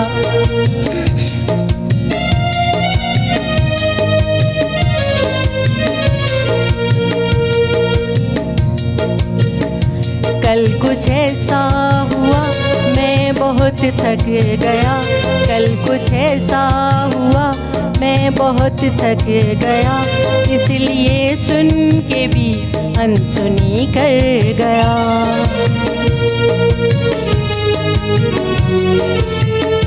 कल कुछ ऐसा हुआ मैं बहुत थक गया, इसलिए सुन के भी अनसुनी कर गया। कितनी यादों के भटके हुए कारवां, कितनी यादों के भटके हुए कारवां, दिल के जख्मों के दर खटखटाते रहे। अजनबी शहर के अजनबी रास्ते मेरी तन्हाई पर मुस्कुराते रहे, मुस्कुराते रहे, मुस्कुराते रहे। वाह, बेहतरीन बेहतरीन, ज़बरदस्त। सर आप ये बताइए कि टीचिंग और बिजनेस में क्या फ़र्क है और आप दोनों को कैसे बैलेंस करते हैं? टीचिंग की अगर बात करें तो टीचिंग एक बहुत ब्यूटीफुल चीज़ है। जब आप किसी को टीच कर रहे होते हो तो आप ख़ुद भी सीख रहे होते हो। तो मुझे तो टीचिंग में बड़ा मज़ा आता है। इट्स अ पैशन, मेरा पैशन है। और बिज़नेस बहुत इम्पॉर्टेंट है। बिज़नेस आपने अगर कभी भी कोई भी तरक्की करनी है और अपनी गोल्स अचीव करने हैं, बिज़नेस की तरफ हमें आना होगा। बिज़नेस नहीं करेंगे तो हम कभी भी अपने गोल्स अचीव नहीं कर सकते, क्योंकि जॉब के लाइफ साइकिल में हम रहते हुए कोई बड़े गोल्स अचीव नहीं कर सकते, क्योंकि लिमिटेड है। आपने 1 लाख कमाना है, 2 लाख कमाना है, इससे ज़्यादा ऊपर नहीं जाना। तो अगर हमने इससे ऊपर जाना है तो इससे ऊपर जाने के लिए हमें बिज़नेस की तरफ आना पड़ेगा। तो ये कि टीचिंग ज़रूरी है। टीचिंग अच्छा टीचर जो है वही अच्छे बिजनेसमैन बनाता है। अगर अच्छा टीचर होगा, वो बिज़नेस सिखाने वाला टीचर होगा, तो ही वो अच्छे बिज़नेस डेवलप कर सकता है और लोगों को बिज़नेस सिखा सकता है। तो टीचिंग की भी इम्पोर्टेंस है, बिज़नेस की भी इम्पोर्टेंस है। दोनों को पैरेलल लेके चलना चाहिए और बिज़नेस ज़रूर करना चाहिए। कोई ना छोटा मोटा बिज़नेस इंसान करे, ताकि ये है कि वो एक्स्ट्रा अच्छी अर्निंग कर सके और डेवलप हो सके, क्योंकि जॉब में डेवलप होना इतना ईजी नहीं होता। बिज़नेस ज़रूरी है। बिज़नेस ज़रूरी है, आपकी बात ठीक है। कुछ जॉब भी होनी चाहिए, कुछ साइड में बिज़नेस भी होना चाहिए, कुछ इस तरह की चीज़ें होनी चाहिए, लेकिन हर बिज़नेस भी सक्सेसफुल नहीं होता। और बिज़नेस को सक्सेसफुल बनाने के लिए कौन से टिप्स देना चाहेंगे आप? असल में लोग गलती ये करते हैं, लोग ना बग़ैर सोचे समझे बिज़नेस स्टार्ट कर देते हैं। किसी भी काम को करने से पहले रिसर्च ज़रूरी है। हाँ। और ये हमारे कुरान का भी हुक्म है कि पहले जो है, कुरान भी कहता है, कुरान की तालीमात है कि कोई भी काम करो तो पहले छानबीन कर लो। सही बात है। ठीक है, तो रिसर्च बहुत ज़रूरी है। आप सबसे पहले रिसर्च करें, क्या कर सकते हैं, क्या करना चाहिए, वैल्यूएबल है नहीं है, नीड है नहीं है, और प्रॉफिट देगा नहीं देगा। तो ये सारी चीज़ें करने के बाद फिर बिज़नेस की तरफ मूव करें। ऐसा नहीं कि एक बंदा जो है, अगर उसने ई कॉमर्स करा तो आपने भी ई कॉमर्स ही करना है, या किसी ने ब्यूटी प्रोडक्ट पे काम किया तो आपने भी ब्यूटी प्रोडक्ट पे करना है। तो आप ये देखें आप क्या कर सकते हैं, आप ये नहीं देखें दूसरा क्या कर रहा है, क्योंकि दूसरा जो कर रहा है ज़रूरी नहीं है कि वो आप भी कर सकें। तो आप अपनी वर्थ देखें, दूसरों की वर्थ छोड़ें। दूसरा कुछ भी कर रहा हो, उससे आपको गर्ज नहीं होनी चाहिए। आपको अपने ऊपर फोकस करना चाहिए। आप अपने आप को पहचानें, अपना शॉर्ट एनालिसिस करें। एक चीज़ होती है शॉर्ट एनालिसिस, स्ट्रेंथ और वीकनेस वीकनेस आइडेंटिफाई करें अपनी, आपकी स्ट्रेंथ क्या है, आपकी वीकनेस क्या है। तो स्ट्रेंथ और वीकनेसेस पर काम करते हुए वो चीज़ करें कि जिसमें आप परफेक्ट दे सकते हैं, क्योंकि जब तक आप परफेक्ट नहीं देंगे आप रिजल्ट नहीं आएगा, कामयाब नहीं होंगे। तो ऐसी चीज़ करें जिसमें आप परफेक्शन दे सकें। परफेक्शन होनी चाहिए, सही। अच्छा ये बताइए कि तालीम याफ्ता नौजवानों की मदद से आपकी क्या मुराद है, आप अमली तौर पर क्या कदम उठा रहे हैं उनके लिए? जी, मैं एक छोटा सा स्टार्टअप लेकर चल रहा हूँ, मैं लोगों की हेल्प करने की कोशिश कर रहा हूँ। मुझे ये फ़ील होता है क्योंकि मैं गल्फ़ रहकर आया हूँ, 3 साल सऊदी अरब में रहकर आया हूँ, तो मैंने ये चीज़ रियलाइज़ की है कि वहाँ के लोग, जो वहाँ के जो आवाम है, उनको गवर्नमेंट सपोर्ट करती है और उनको जॉब भी देती है, बिज़नेस में भी हेल्प करती है और वो ग्रो कर रहे हैं। यानी कहने का मतलब उनके मसले मसाइल कम हैं, उनको गवर्नमेंट ओन करती है। अनफॉर्चुनेटली यहाँ पर ऐसा नहीं है, यहाँ पर बिल्कुल सीन जो है वो अगेंस्ट है, अपोजिट है। तो मैं ये समझता हूँ कि ये हमारी सोशल रिस्पॉन्सिबिलिटी है कि हम अपने डोमेन में जो हम कर सकते हैं हमें करना चाहिए। तो मैंने ये रियलाइज़ किया कि मैं लोगों को जॉब में हेल्प कर सकता हूँ, बिज़नेस डेवलपमेंट में हेल्प कर सकता हूँ, तो मैं कर रहा हूँ। किस तरह मतलब कर रहे हैं आप? क्या उनकी करियर काउंसलिंग कर रहे हैं, क्या कर रहे हैं? जी, मैं करियर काउंसलिंग कर रहा हूँ। मेरे पास, मुझसे कोई भी स्टूडेंट अगर कांटेक्ट करता है तो सबसे पहले मैं उसका रेज्यूमे देखता हूँ। रेज्यूमे देखने के बाद रेज्यूमे में जो चीज़ें हैं उनको देखता हूँ कि वो उसके हिसाब से है नहीं है, यानी जो चीज़ लिखी हुई है वो रियल में है भी नहीं है। अक्सर लोग हम गलती ये करते हैं कि रेज्यूमे में सब कुछ डाल देते हैं। ना सब कुछ डालना है, ना इररेलेवेंट चीज़ डालनी है। सही। यानी कि मिसाल के तौर पे बहुत से लोग रेज्यूमे बनाते हैं, रेज्यूमे में वो वर्ड भी डाल देते हैं, एक्सेल भी डाल देते हैं, पेंट भी डाल देते हैं, सब चीज़ें डाल देते हैं। तो इन सब चीज़ों की रिक्वायरमेंट नहीं होती। वो आपने रेज्यूमे में सिर्फ वो चीज़ें डालनी है जो आपके करियर से, आपकी एजुकेशन से रेलेवेंट हो, वो चीज़ें आपने ऐड करनी होती है। इररेलेवेंट चीज़ें आपने ऐड नहीं करनी होती। रेज्यूमे को भरना नहीं होता, रेज्यूमे बनाना सीखें। सबसे पहले मैं रेज्यूमे सही करवाता हूँ लोगों के। रेज्यूमे वो उनके हिसाब से कि जो भी मेरा स्टूडेंट है जॉब के लिए अप्लाई करता है उसका रेज्यूमे देखता हूँ। अगर उसमें रेज्यूमे में मुझे कोई भी इशू नज़र आता है तो मैं उसको बुलाता हूँ करियर काउंसलिंग के लिए, और उसकी मैं करियर काउंसलिंग करता हूँ। और उसके ऊपर 2-3 चीज़ें हैं जिनके ऊपर मैं वर्क करता हूँ। फॉर एग्जांपल, सबसे पहली तो कम्युनिकेशन है। आपको बात करनी आनी चाहिए। अगर आपको बात करनी नहीं आती तो आप ज़िंदगी में कभी भी सक्सेसफुल नहीं हो सकते। बात करनी आनी चाहिए, ऑडियंस को लीड करना आना चाहिए। यानी मिसाल के तौर पे अभी जिस तरह मैं अभी आपसे कॉन्फिडेंटली बात कर रहा हूँ, अगर मेरा 10 साल पहले का अगर आप देखें, 10 साल पहले मैं बिल्कुल बोलना नहीं जानता था, बहुत शाय था, बैक बेंचर हुआ करता था, डरता था। तो मैंने अपने ऊपर काम किया है, अपनी पर्सनैलिटी पे काम किया, अपनी कम्युनिकेशन पे काम किया, अपनी फिजिक्स पे काम किया। ये जिस तरह अभी मैं बैठा हूँ, मैंने 50 kg लूज़ किया अपना। मैंने पर्सनैलिटी डेवलप की है। मैं 130 kg हुआ करता था, अभी मैं अल्हम्दुलिल्लाह 80-85 हूँ। तो ये सब चीज़ें हमें करनी पड़ेंगी, क्योंकि जो दिखता है वो बिकता है, दिखाना पड़ेगा। आपको कम्युनिकेशन आनी चाहिए और आप जो भी बात करें, बात आपकी टू दी पॉइंट होनी चाहिए, इररेलेवेंट बात नहीं करें। खाली वो मफरूज़े नहीं कि ये हो गया वो हो गया। जो भी बात करें रिसर्च बेस्ड, क्रिएटिव बात करें। अपनी प्रोफेशनलिज्म लोगों को दिखाएं।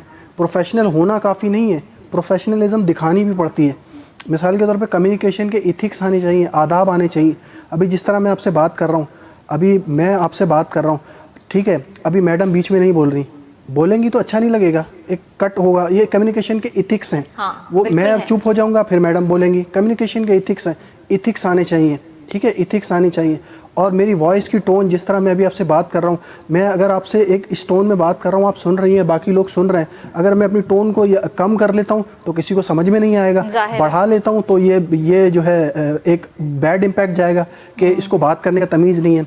तो आपको कम्युनिकेशन पे काम करना चाहिए। कम्युनिकेशन आपकी अच्छी होनी चाहिए, आपका रेज्यूमे सही होना चाहिए, और आपकी पर्सनैलिटी बहुत इंपॉर्टेंट है। आपको पता होना चाहिए मैंने कौन सी क्लॉथिंग करनी है, कौन सी अटायर लेनी है। मेरी यानी जो पर्सनैलिटी लुक है वो बड़ा मैटर करता है। First impression is last impression. तो अपने लुक पे काम करें, बात करना सीखें, ग्रूम करें खुद को। तो ये सारी चीज़ें बड़ी इंपॉर्टेंट हैं। जॉब्स हैं, लेकिन जॉब ऐसे लोगों को मिल जाती हैं जो ग्रूम्ड होते हैं। तो अपने आप को ग्रूम करना सीखें। शिकवे शिकायतें छोड़ दें, शिकवे शिकायतें करना छोड़ दें, ग्रूम करें अपने आप को। सबसे पहले तो आप स्पेसिफिक हो जाएं। कोई भी चीज़ कर रहे हैं ना, 10 चीज़ें अगर आपको आती हैं, 10 चीज़ों का फ़ायदा नहीं है, एक चीज़ में एक्सपर्ट होना चाहिए। आपको स्पेसिफिक होना चाहिए। जिस तरह अभी मिस बात कर रही थी कि हमारे जो गोल्स हैं वो स्मार्ट होने चाहिए। स्मार्ट एक टर्मिनोलॉजी है, specific, measurable, achievable, realistic, time bound. हमारे जो भी गोल्स होने चाहिए वो स्मार्ट होने चाहिए। मिसाल के तौर पे हमें जो भी चीज़ है वो उसमें हमारी कमांड होनी चाहिए, ठीक है, हम बोल सकें, बता सकें, स्टोरी टेलिंग आनी चाहिए हमें। तो ये सारी चीज़ें जब हमें हमारे पास होंगी तो हम अच्छी जॉब हासिल कर सकेंगे, ठीक है, अच्छी जॉब हासिल कर सकेंगे, और साथ में हम बिज़नेस डेवलपमेंट में भी ये सारी चीज़ें काम देंगी। तो ये सारी चीज़ें बड़ी इंपॉर्टेंट है, इन चीज़ों पे हम फोकस नहीं करते। हम समझते हैं हमने डिग्री हासिल कर ली, डिग्री मिल गई, बस अब हमें अच्छी सी जॉब चाहिए, ऐसे नहीं होता। खाली डिग्री की कोई वैल्यू नहीं है। डिग्री के साथ साथ ये सारी चीज़ें भी होती हैं। डिग्री जिस चीज़ की है उसमें आपकी एक्सपर्टीज़ होनी चाहिए, उससे रिलेटेड आपको टूल्स और टेक्निक्स आने चाहिए, कम्युनिकेशन अच्छी होनी चाहिए, बात करनी आनी चाहिए, स्टोरी टेलिंग आनी चाहिए, और आपकी पर्सनैलिटी अच्छी होनी चाहिए। ये सारी चीज़ें जब होंगी तभी आपको एक अच्छी जॉब मिल सकती है, वरना आपको अच्छी जॉब नहीं मिल सकती। ज़बरदस्त, बहुत अच्छी बात की आपने। ऐं वाकई पंहिंजो पाण खे ग्रूम कजे तॾहिं वञी जॾहिं तव्हां पंहिंजो पाण ते महिनत कंदा ऐं पंहिंजो पाण खे वक़्तु ॾींदा त ज़ाहिर आहे दरवाज़ा पाण ई खुलंदा आहिनि। जॾहिं तव्हां पंहिंजो पाण खे वक़्तु न ॾींदा, पंहिंजो पाण खे ग्रूम न कंदा, पंहिंजे स्किल्स ते कमु न कंदा त तव्हां कुझु बि नथा करे सघो पिया। आप इनकी बात से मुतफ़िक़ हैं? कम्युनिकेशन एक इज़ अ ब्यूटीफुल थिंग जो कि आपको कनेक्ट करती है दूसरों के साथ। कम्युनिकेशन मेरा भी एक छोटा मोटा एक्सपीरियंस है टर्शरी लेवल पे पढ़ाने का। पिछले 10 सालों से मैंने कम्युनिकेशन पढ़ाया है, और ज़ुबान और लसानियात और लिंग्विस्टिक। अच्छा, मेरी एक जो पहली क्लास में सबसे स्टूडेंट से कोई भी हो, टर्शरी लेवल MBA हो या BBA क्लास जो भी होती है, मेरी एक एडवाइस सबसे पहले जो मैं देती हूँ कि जब आप किसी को कोई मैसेज भेजते हैं, भले रिटर्न हो, भले वो ओरल मैसेज हो, किसी तरह से भी लेटर हो, कुछ भी, उसके हमेशा 2 पर्पस होते हैं, ठीक है। एक तो वो पर्पस होता है जो कि आपने मैसेज में लिख दिया, और एक आपका पर्पस अटैच होता है गुडविल क्रिएट करने का। That actually makes the your space in others heart and around them. तो वो जो गुडविल है वो आपको कभी नहीं भूलनी चाहिए। आप वो, जैसे आपने एथिक्स की बात करी, तो हमारी इवन के हमारे दीन में भी है कि कोई एक बात करे तो दूसरा उसकी बात ना काटे, और महफिल के अदाब का ख्याल रखा जाए। तो ये बिल्कुल है, और मैं इससे इत्तफाक करती हूँ। सर ने बहुत प्यारी बात की है, कम्युनिकेशन बहुत खूबसूरत चीज़ है, और जब भी हम कम्युनिकेशन पढ़ाते हैं इसमें इतनी खूबसूरती है कि मैं आपको बता नहीं सकती कि इवन कि तल्ख बात भी, तल्ख तरीन बात भी हम बहुत आराम से साइकोलॉजिकल पहलुओं को सामने रखते हुए आराम से जो है वो दूसरों को कह सकते हैं, बल्कि उसको बताई जा सके, क्योंकि तल्ख हकीकतें तो ज़िंदगी में हमारे पास हैं ना, चारों तरफ हैं, और हम उसको अवॉइड नहीं कर सकते। लेकिन देखें आज के जो स्टूडेंट्स हैं बड़े अग्रेसिव भी यस, बड़ी ये आजकल की जेनजी जनरेशन जो है, it is very difficult to handle with. Gen Z अभी तो ये जेनजी आगे पता नहीं क्या जी आएगा। बिल्कुल ऐसा ही है। तो इनको कंट्रोल करना जो है ना, इनको कंट्रोल नहीं करना है, आपको इनको डायरेक्शन देनी है। आप कंट्रोल ना करिए, उनकी एनर्जी है, उनके पास एक रिसोर्सेज हैं, उनके पास एक वो चीज़ें हैं जो आपने भी नहीं इंटरनेट पर ऐप यूज़ किए होंगे, बहुत सारे टीचर्स ने भी नहीं किए होगी जो हमारे आजकल के बच्चे यूज़ करें। तो आप कंट्रोल करने की तो कोशिश ही ना करें, and no one is here to control anyone, ठीक है। आपके उस्ताद के होने की हैसियत से आपका काम है कि आप उनको डायरेक्शन दें। सही, वही एनर्जी आपकी पॉजिटिव चीज़ों में कन्वर्ट हो जाएगी। Direction is important. हमारी जैसे हमने चैलेंजेस की बात की कि एंटरप्रेन्योरशिप में या यूथ को जो है बिजनेस करने में क्या चैलेंज है, चीज़ें न्यू चीज़ें करने में, सबसे पहला चैलेंज है कि उनकी डायरेक्शन नहीं है। तो हमारी यूनिवर्सिटीज़ भी अब इस तरह से इवॉल्व हो रही हैं। जैसे हमारी ज़ैबस यूनिवर्सिटी के हवाले से अगर मैं बात करूं तो अभी 3 साल पहले हमने अपना एक प्लेटफॉर्म बनाया है जो कि कहलाता है ज़ैबस एंटरप्रेन्योरियल नेस्ट, जिसको हम जैन कहते हैं। तो Jain is an incubation centre. तो जब हमने ये बनाया था उस वक्त हमने देखा था कि हमारे यूनिवर्सिटी के, क्योंकि ये HEC की तरफ से भी अब आहिस्ता आहिस्ता 2010 के बाद ये और एक डिपार्टमेंट स्टार्ट हो गया, क्योंकि यूनिवर्सिटीज़ को ज़रूरत हो गई ना कि अब वो एंटरप्रेन्योर की तरह नॉलेज इकोनॉमी की तरफ चले जाएँ। तो जब हमने इसको शुरू किया 3 साल पहले, तो हमारे पास जो कुछ हमने बच्चों से एक एडवर्टाइजमेंट किया कि आप अपने आइडियाज़, जो भी बिज़नेस करना चाहते हैं, आइडियाज़ लेकर के आएँ। तो बच्चे ये आइडियाज़ लेकर आए। दूसरी दफ़ा जब हमने उसको अनाउंस किया, ओपनिंग करी, तो हमारे पास 150% इंक्रीज़ आइडियाज़ आए। तो दिस इज़ अबाउट कि आप इकोसिस्टम कैसे डेवलप करते हैं। अच्छा, थर्ड टाइम जब हमने उसको ओपन किया तो 300% आइडियाज़ का जो फ्लो था वो ज़्यादा था। तो हम उसको इंक्यूबेट करते हैं, आइडियाज़ को पहले स्क्रूटनाइज होती है। अच्छा, 300 आइडियाज़, जैसे 300%, फॉर एग्जांपल आप कह लें 100 आइडियाज़ आ गए, हमारे पास 20 सीट्स हैं उसको करने के लिए। तो इसका मतलब ये हरगिज़ नहीं है कि वो 80 जो आइडियाज़ हमने उसको इंक्यूबेट नहीं किया, they are not worthy, not at all.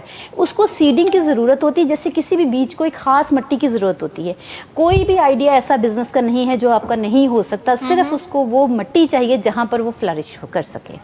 तो वो डायरेक्शन चाहिए, वो एनवायरनमेंट चाहिए जहाँ पे वो इंक्यूबेट हो सके। एनवायरनमेंट की जब तक बात हम करें तो वो एनवायरनमेंट हम दे रहे हैं अपने बच्चों को। यूनिवर्सिटीज़ ने ऐसा करना शुरू कर दिया है, यूनिवर्सिटीज़ के पॉलिसीज़ के अंदर ये चीज़ें आ गई हैं, और यूनिवर्सिटीज़, क्योंकि हमारी पाकिस्तान की यूनिवर्सिटीज़ है ना, घरों के अंदर भी तो वो एनवायरनमेंट होना चाहिए। हाँ, अब जो है वो पेरेंटिंग भी काफ़ी एडवांस हो चुकी है। काफ़ी लोग जो, क्योंकि मिलीनियल जो हमारे पेरेंट्स हैं, जी, जो जी। आजकल जेनजी जनरेशन के पेरेंट्स हैं, तो वो माशाल्लाह पढ़े लिखे हैं काफ़ी लोग, और उन्होंने मतलब कि देखा है वक्त के, मतलब देखा है कि सेंचुरी जैसे उनके सामने चेंज हुई है, तो Obviously, हाँ। वक्त की शिफ्ट उन्होंने देखी है।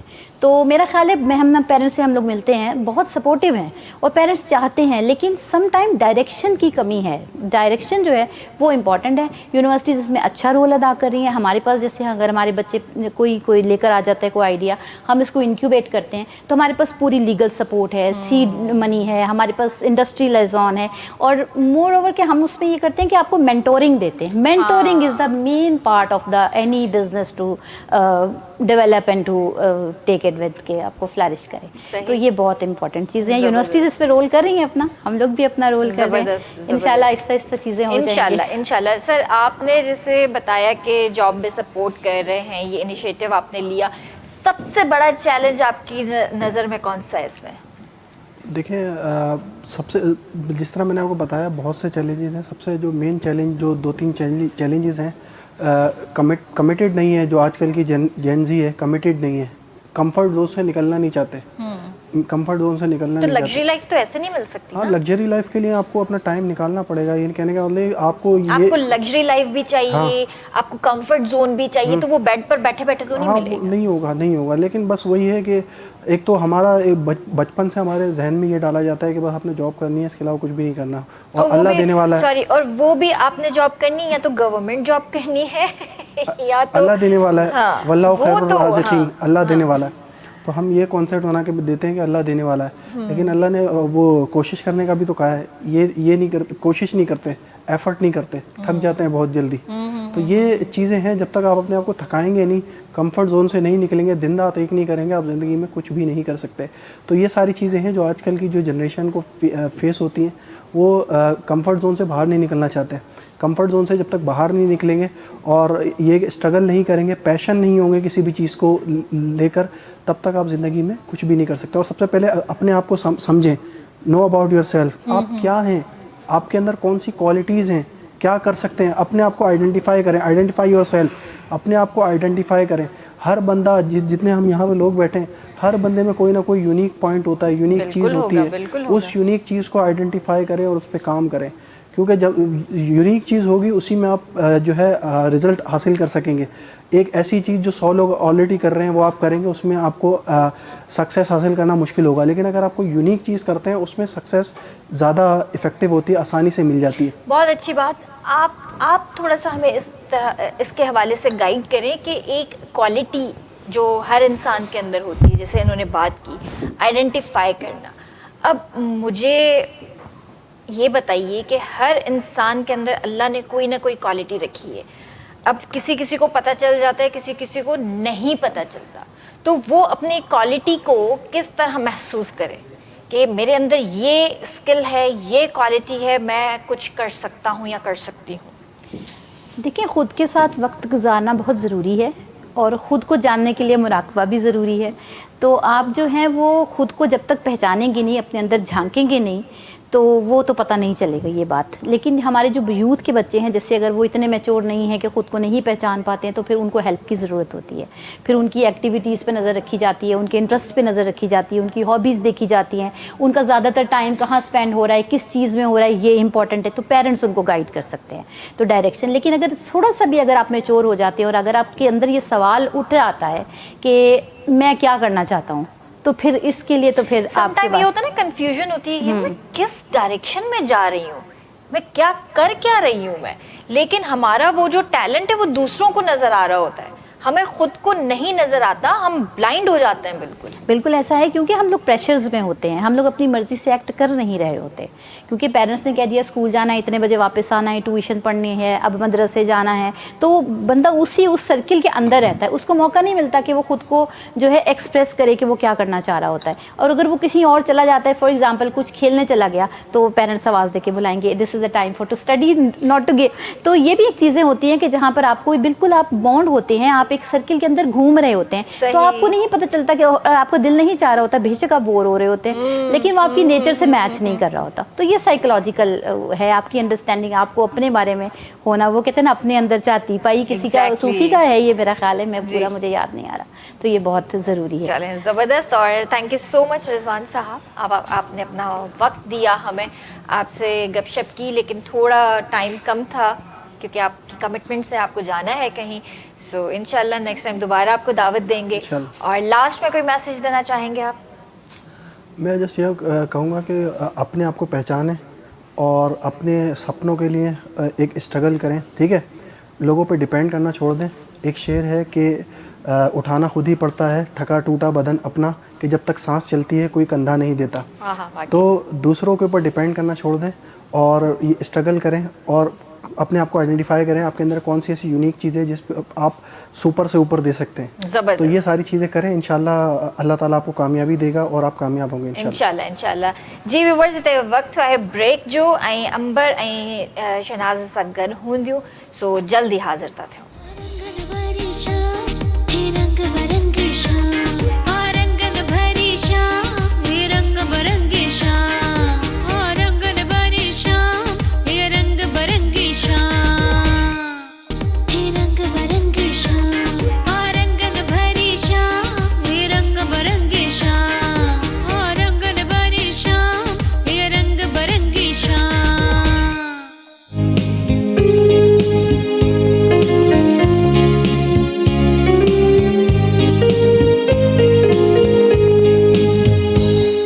के भलीकार कंदासीं रंगन भरी शाम में। हींअर असांखे जॉइन कियो आहे शाज़िया हफ़ीज़, पाण मैनेजर आहिनि हिकु ब्यूटी सैलून में ऐं सोशल एक्टिविस्ट बि आहिनि ऐं अंबर जी फ्रेंड आहिनि, त अंबर सां गॾु आयल बि हुयूं। त असां उन्हनि खे चयो त भई तव्हां जेको आहे माशाल्लाह सां पाण हिकु ब्यूटी सैलून में जेको आहे मैनेजर बि आहियो, त उन हवाले सां बि असांखे जेको आहे तव्हां गाइड कयो, कुझु टिप्स ॾियो। गर्मी बि आहे त कहिड़ा फेशियल्स करणु घुरिजनि, कहिड़ा फेशियल्स न करणु घुरिजनि, कहिड़ी शयूं आहिनि जेके फेस असांजो हाइड्रेटेड रहे। सो इन हवाले सां बि उन्हनि सां ॻाल्हि ॿोल कंदासीं। उन्हनि खे हींअर भलीकार तक कयूं। अस्सलाम वालेकुम। वालेकुम अस्सलाम। कैसी हैं आप? ठीक हैं? मैं ठीक हूँ, आप ठीक हैं? अल्हम्दुलिल्लाह मैं बिल्कुल ठीक हूँ। और शाज़िया ये बताइए कि जिस तरह मैंने बात की कि आजकल गर्मी बहुत है, तो गर्मी के हवाले से आप बताइए कि हम अपने आप को हाइड्रेटेड कैसे रखें ताकि हमारी स्किन ग्लो करे। उसके लिए सबसे ज़रूरी जो अक्सर हमारी माएँ भी हमें कह रही होती हैं कि पानी पियो ज़्यादा, तो पानी तो बहुत ही ज़रूरी है। अक्सर हम पानी तब पी रहे होते हैं जब हमें प्यास लग रही होती है, और ये इस बात की निशानी होती है कि आपकी बॉडी मांग रही है अब, क्योंकि आपने नहीं पिया, आपने उसे डिहाइड्रेट कर दिया है। तो अब जब वो मांग रही है तब तो आप पी रहे हैं, लेकिन इस हद तक आई थिंक नहीं जाना चाहिए। आपको पहले ही अपने जो दिन भर का आपका पानी का एक इंटेक है उसको पूरा कर लेना चाहिए। और गर्मियों में तो ख़ास तौर पे, सर्दियों में तो हम वैसे ही कम पीते हैं, तो गर्मियों में ये है कि आपको पानी लाजमी पीना चाहिए, लेना चाहिए। अपनी बॉटल कैरी कर लें साथ, और वो आप साथ रखें और पूरा दिन उसे पिएँ। और इसके अलावा अगर सैलून में तो सर्विसेज बहुत हैं, फेशियल्स हैं और तरह तरह की सर्विसेज हैं, आप ले सकते हैं उसमें। क्या मतलब कोई ऐसा फेशियल कोई बताएं या हाइड्रा फेशियल के हवाले से बताएं जो कि हमारी गर्मी के हिसाब से हमारी स्किन को थोड़ा सा ठंडा करे और दाने वाने ना निकलें? जैसे आपको पता है कि गर्मियों में दाने भी बहुत निकलते हैं। बिल्कुल ऐसा है, गर्मी में दाने निकलते हैं। एक तो उसका ये भी होता है कि आप स्किन, अगर जिनकी ऑयली स्किन है उनको ज़रा ज़्यादा ये प्रॉब्लम फेस करनी पड़ती है। तो इसका ये है कि आपको अपना फेस क्लियर भी रखना चाहिए, क्योंकि जैसे ही वो ऑयल आता है फिर डर्ट आता है, तो उससे पिंपल्स आपके ज़्यादा निकल रहे होते हैं। और इसके अलावा जब आप सैलून जाते हैं, आप वहाँ के जो भी एक्सपर्ट्स होते हैं स्किन के, आप अपनी स्किन के मुताबिक, बिकॉज़ वो पहले आपके स्किन को देखेंगे कि आपकी स्किन किस टाइप की है, उस हिसाब से फिर वो रेकमेंड करते हैं कि आपको इस वक्त किस फेशियल की ज़रूरत है। तो अब तो वैरायटी ऑफ फेशियल्स हैं, बहुत चीज़ें हैं, तो वो ज़ाहिर है आप पहले मशवरा उनसे लें और जो उस वक्त आपकी स्किन कंडीशन होगी उसके मुताबिक ही आपको वो एक बेहतरीन फेशियल रिकमेंड कर देंगे। ज़बरदस्त, आपसे और भी गुफ्तगू करेंगे। तो अंबर, मैं आपसे ये पूछना चाहूँगी, जैसे बिज़नेस और स्टडीज़ के हवाले से तो बात हो ही रही है, लेकिन हमारे माशरे के अंदर बच्चों के ऊपर एक ज़हनी दबाव भी बहुत है, तो उसके हवाले से हमें बताएं कि इस ज़हनी दबाव को हमें कैसे दूर करना है। एक प्रेशर है बच्चों के ऊपर, पेरेंट्स का भी है, माशरे का भी है, फिर यूनिवर्सिटीज़, कॉलेज, स्कूल्स, एक्सपेक्टेड सब आ गए उसके अंदर। बहुत अच्छा सवाल आपने किया है और इसको मैं रिलेट करूंगी अपने को 3-4 दिन पहले की एक मेरी ऑब्जर्वेशन थी। मैं घर से निकली हूँ पार्किंग तक, तो मेरे पार्किंग के साथ ही सामने एक गवर्नमेंट स्कूल है। अच्छा, आजकल आपको पता है स्कूल के एग्ज़ाम्स चल रहे हैं, तो मैट्रिक तक का स्कूल है, तो वहाँ पर मैंने देखा बॉयज़ का पेपर था और कोई 300-400 boys was on the street. तो वो वहाँ पे खड़े हुए थे यूनिफॉर्म के अंदर, बड़े उजले उजले से बच्चे, और जैसे बढ़ती उम्र के चढ़ती उम्र के बच्चे, 16-17 ज़्यादा एज होगी, sparkling faces, they were just having some good conversation with friends, they were enjoying. तो वो एक उनका जो फेस के ऊपर एक एनर्जी, एक ग्लो, एक स्पार्कलिंग उनकी जो अपीयरेंस थी, तो मैंने उनको देखा कि देवर। उसके बाद मुझे एकदम से मेरे जहन में एक सवाल आया कि अब ये बच्चे मैट्रिक कर लेंगे, उसके बाद ये यूनिवर्सिटीज़ तक कोई पहुँचेंगे, कहीं नहीं पहुँच सकेंगे, कुछ हो सकता है इंटर में भी ना पहुँच सकते, लेकिन बहुत से लोगों को अपनी बहनों की शादी करानी होगी, बहुत से घर में कुछ पेरेंट्स होंगे जिनको खिदमत की ज़रूरत होगी, बहुत सौ के ऊपर एक बहुत सारे जो है जिम्मेदारियों का एक बोझ आ जाएगा। अच्छा, मैंने देखा है कि ठीक है, गुर्बत एक अपनी जगह पर है और लिमिटेड रिसोर्सेज होना, मैं कहूँगी कि गुर्बत है कि अगर आप अपने रिसोर्सेज को इंक्रीज़ कर लेते हैं तो आप गरीब नहीं रहते। गरीब वो है जिसके पास रिसोर्सेज लिमिटेड हैं, तो रिसोर्सेज को इंक्रीज़ जैसे आप करेंगे तो आप नहीं रहेंगे। कुछ मैंने अपनी बहुत सारी, मतलब मेरी एक ऑब्जर्वेशन, जैसे मैंने आपको बताया मेरी रहती है, मैंने देखा है कि लोगों में घरों पर प्रेशर, अगर कोई एक शख्स काम कर रहा है तो बाकी 4-5 लोग उसी की तरफ देख रहे होते हैं और उस पर प्रेशर बिल्ड करते हैं। अगर कोई एक शख्स जाके बिल जमा करा के आ जाता है तो बाकी पूरे घर के वो रहती ज़िंदगी तक उसकी जिम्मेदारी होगी कि बिल वही जमा कराएगा, दूसरा घर से कोई जा करके नहीं कराएगा। हाँ। अगर कोई एक सौदा अच्छा ले आता है तो दूसरा कहता है अब ये इसी का काम है, और ये चीज़ें आप पे प्रेशर बिल्ड करती हैं। आप उन रोल्स में अपने लिए कुछ नहीं कर पाते जो कि आप एक अनड्यू रिस्पॉन्सिबिलिटीज़ लेके बैठे होते हैं। अच्छा, पेरेंट्स को हम कुछ नहीं कह सकते, पेरेंट्स हमारे माई बाप हैं और हमारा किबला शरीफ भी है, हम उनको कुछ नहीं कह सकते क्योंकि उनका भी कसूर नहीं है। ठीक है, पेरेंट्स भी पहली दफ़ा ही पेरेंट्स बनते हैं, उनके ऊपर भी कुछ प्रेशर्स होते हैं। हम पेरेंट्स को नहीं कह सकते आपने गलत किया, कोई पेरेंट्स भी अपने बच्चों की तरबियत गलत नहीं करेगा, लेकिन ये ओवर प्रोटेक्शन का हमारे यहाँ एक चला आ रहा है, एक सिलसिला है जो कि नस्ल दर नस्ल चला आ रहा है। पहले बहुत ज़्यादा था, अब तो माशाल्लाह बच्चे बच्चियाँ कुछ थोड़ा सा फ्रीडम एंजॉय कर लेते हैं, पहले वो बिल्कुल भी नहीं था। तो ये ओवर प्रोटेक्शन का एक जो सिलसिला है, ये एक बहुत ज़्यादा एक कहते हैं कि डैमेज कर रहा है बच्चों की पर्सनालिटी को, उनको रोक रहा है। दे वांट टू ग्रो और उसको रोक दें। आप किसी एक पौधे को लगाएं और उसके ऊपर ऐसे करके हाथ रख दे तो डेफिनेटली वो नहीं ग्रो करेगा। आजकल की जो यूथ है, sky is the limit for them, let them grow and be with them. जहाँ पे उनको कोई मुश्किल है आप उस मुश्किल में उनके साथ खड़े हों, लेकिन आप उनको बचाएं ना कि इनको ये मुश्किल ना पड़े। नहीं, ऐसा नहीं हो सकता। बट उन्हें एहतियात भी सिखाएं। बिल्कुल, आप नज़र रखिए, आप नज़र रखिए, आप गाइड हैं, आप डायरेक्शन दें। हम हर पेरेंट्स हर वक्त इस तरह की बात मतलब एकदम से स्विच नहीं कर सकते। Parenting is getting very difficult these days.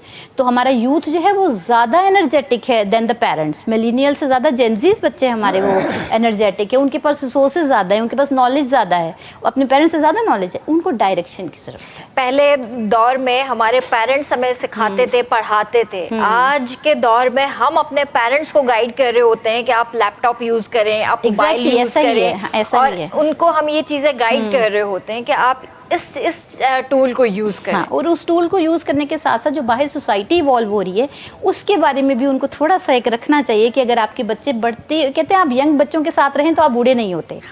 तो आप बूढ़े उस वक्त होते हैं जब आप यंग बच्चों के साथ नहीं होते।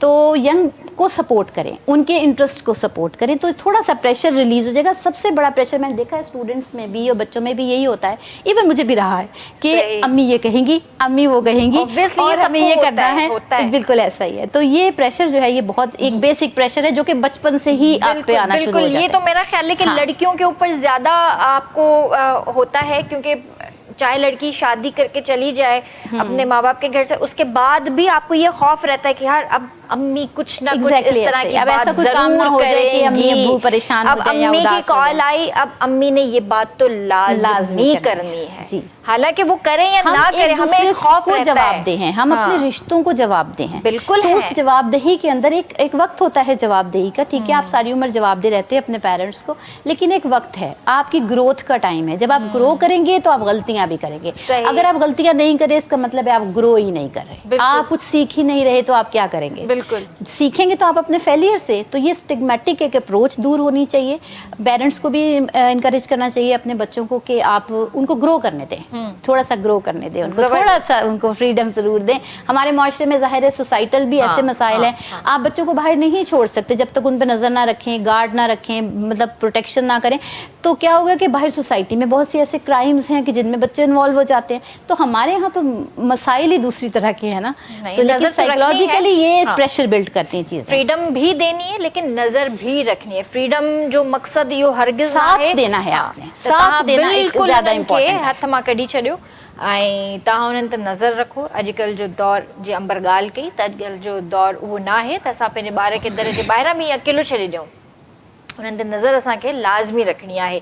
शाज़िया, आपको कितना अरसा हो गया इस सलून फील्ड में, ब्यूटी फील्ड में? मुझे तकरीबन ये 7 से 8 साल कह लें। अच्छा, शौक था आपको ये सीखने का? मुझे शौक तो ऐसे नहीं था, बट ये था कि एक्सीडेंटल जैसे आप पहुंच जाते हैं कहीं पे कुछ ऐसा ही हुआ था। सही। बट उसके बाद मुझे समझ आया कि शायद मैं मैनेज ही बेहतर कर सकती हूँ चीज़ों को और लोगों को। और जाहिर है आप टाइम के साथ साथ एक्सपीरियंस भी गेन कर रहे होते हैं, तो आपको समझ आ रहा होता है कि और मुझे अब जाहिर है कि वो फील हुआ, वही जो बात कुछ टाइम पहले चल रही थी कि आप कैसे पहचानते हैं, तो वो ऐसे ही कभी कभी हो जाता है कि जब आप किसी काम को समझ रहे होते हैं कि नहीं हो पाएगा, लेकिन वो जब आप करने लगते हैं तो आपको समझ आता है यही तो काम था जो मैं शायद बेहतर कर सकती हूँ। तो मुझे ये लगता है कि मैं शायद हर चीज़ को बेहतर तरीके से मैनेज कर सकती हैं, और तब से ही मैं हूँ इस फील्ड में। ज़बरदस्त। अच्छा, आपके पास ज़्यादातर शिकायतें जो आती हैं वो किस चीज़ की आती हैं? हेयर्स में आती हैं, स्किन में आती हैं? हेयर्स में भी कभी कभार आ जाती हैं और कभी स्किन में भी होता है ऐसा। और ऐसा भी होता है कि कभी कोई बहुत न्यू लोग हैं जो कि इस फील्ड में आए हैं, कोई स्टाइलिस्ट न्यू आ गए हैं और किसी को वो समझ नहीं आए।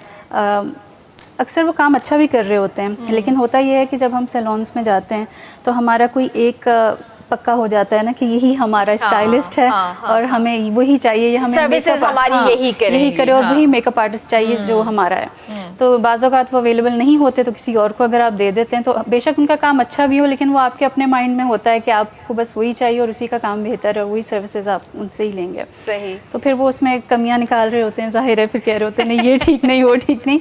तो इस तरह से थोड़ी बहुत चीज़ें हो जाती हैं। फिर ये कि हमसे बात करनी पड़ती है, उन्हें समझाना पड़ता है, हो जाता है सब। ज़बरदस्त। आप दोनों की फ्रेंडशिप कितनी पुरानी है? कितनी पुरानी है? आई थिंक पिछले जन्म से तो होगी। हमें ऐसा लगता है तकरीबन शायद 5-6 साल हो गए, लेकिन हमें यही लगता है सही कि शायद बहुत पुरानी है। ओके, तो मतलब आप दोनों की बॉन्डिंग बहुत अच्छी होगी। बहुत माशाल्लाह। और गॉसिप भी होता होगा, सीक्रेट्स भी होते होंगे, वो जैसे सब में होते हैं फ्रेंड्स में। We are more on the sharing mode. सही। हाँ, शेयरिंग में हम ज़्यादा कर रहे होते हैं। सही। तो मतलब वक्त कैसा गुजर रहा है कि मतलब लाइक सिस्टर्स जैसा या फ्रेंड को एज अ फ्रेंड ही रखा हुआ है आपने? मुझे लगता है एक टाइम आता है ना जब सिस्टर्स से भी आप जो चीज़ें नहीं शेयर कर पाते कुछ भी रीजंस की वजह से, वो आप अपने फ्रेंड से कर लेते हैं। और हमें ये लगता है कि हम शायद अगर एक हफ़्ता भी नहीं मिले हैं ना तो हम ड्रेन हो जाते हैं ओह। चीज़ों से। और जब हम एक दूसरे से मिलते हैं, चीज़ें शेयर कर लेते हैं या पास बैठ भी जाते हैं कोई 1-2 घंटे बाद, हमारा मूड ऑलरेडी इतना अच्छा हो जाता है, हमें लगता है हमें यही तो चाहिए था। ज़बरदस्त। मतलब कि आपको वीक में एक बार मिलके वो एनर्जी वापस, this is blessing that we are, this is अल्हम्दुलिल्लाह। ब्लेसिंग। तो ये माशाल्लाह। हमें बहुत ज़रूरी लगता है। फिर हम माशाल्लाह। कॉल करते हैं कि वैसे हम इतना टाइम होने तो नहीं देते, लेकिन अगर अक्सर ये बिज़ी हूँ या मैं हूँ तो फिर वो तकरीबन अगर थोड़ा टाइम निकल जाए तो। जॉब्स के टाइमिंग्स भी तो अलग होंगे बिल्कुल ना ऐसे आप ही। लोगों के। जी, आपका जी। जो जॉब का टाइम है वो डिफरेंट होगा, Different आपका है। तो डिफरेंट ही होगा। आप दोपहर में या शाम में फ्री होती होंगी। जी हाँ, मेरा जो मिड ऑफ द डे है ना वो सारा मेरा जॉब पर ही होता हाँ, है, सुबह 11 to onward till late evening. ओह, अच्छा खासा टाइम है ये भी।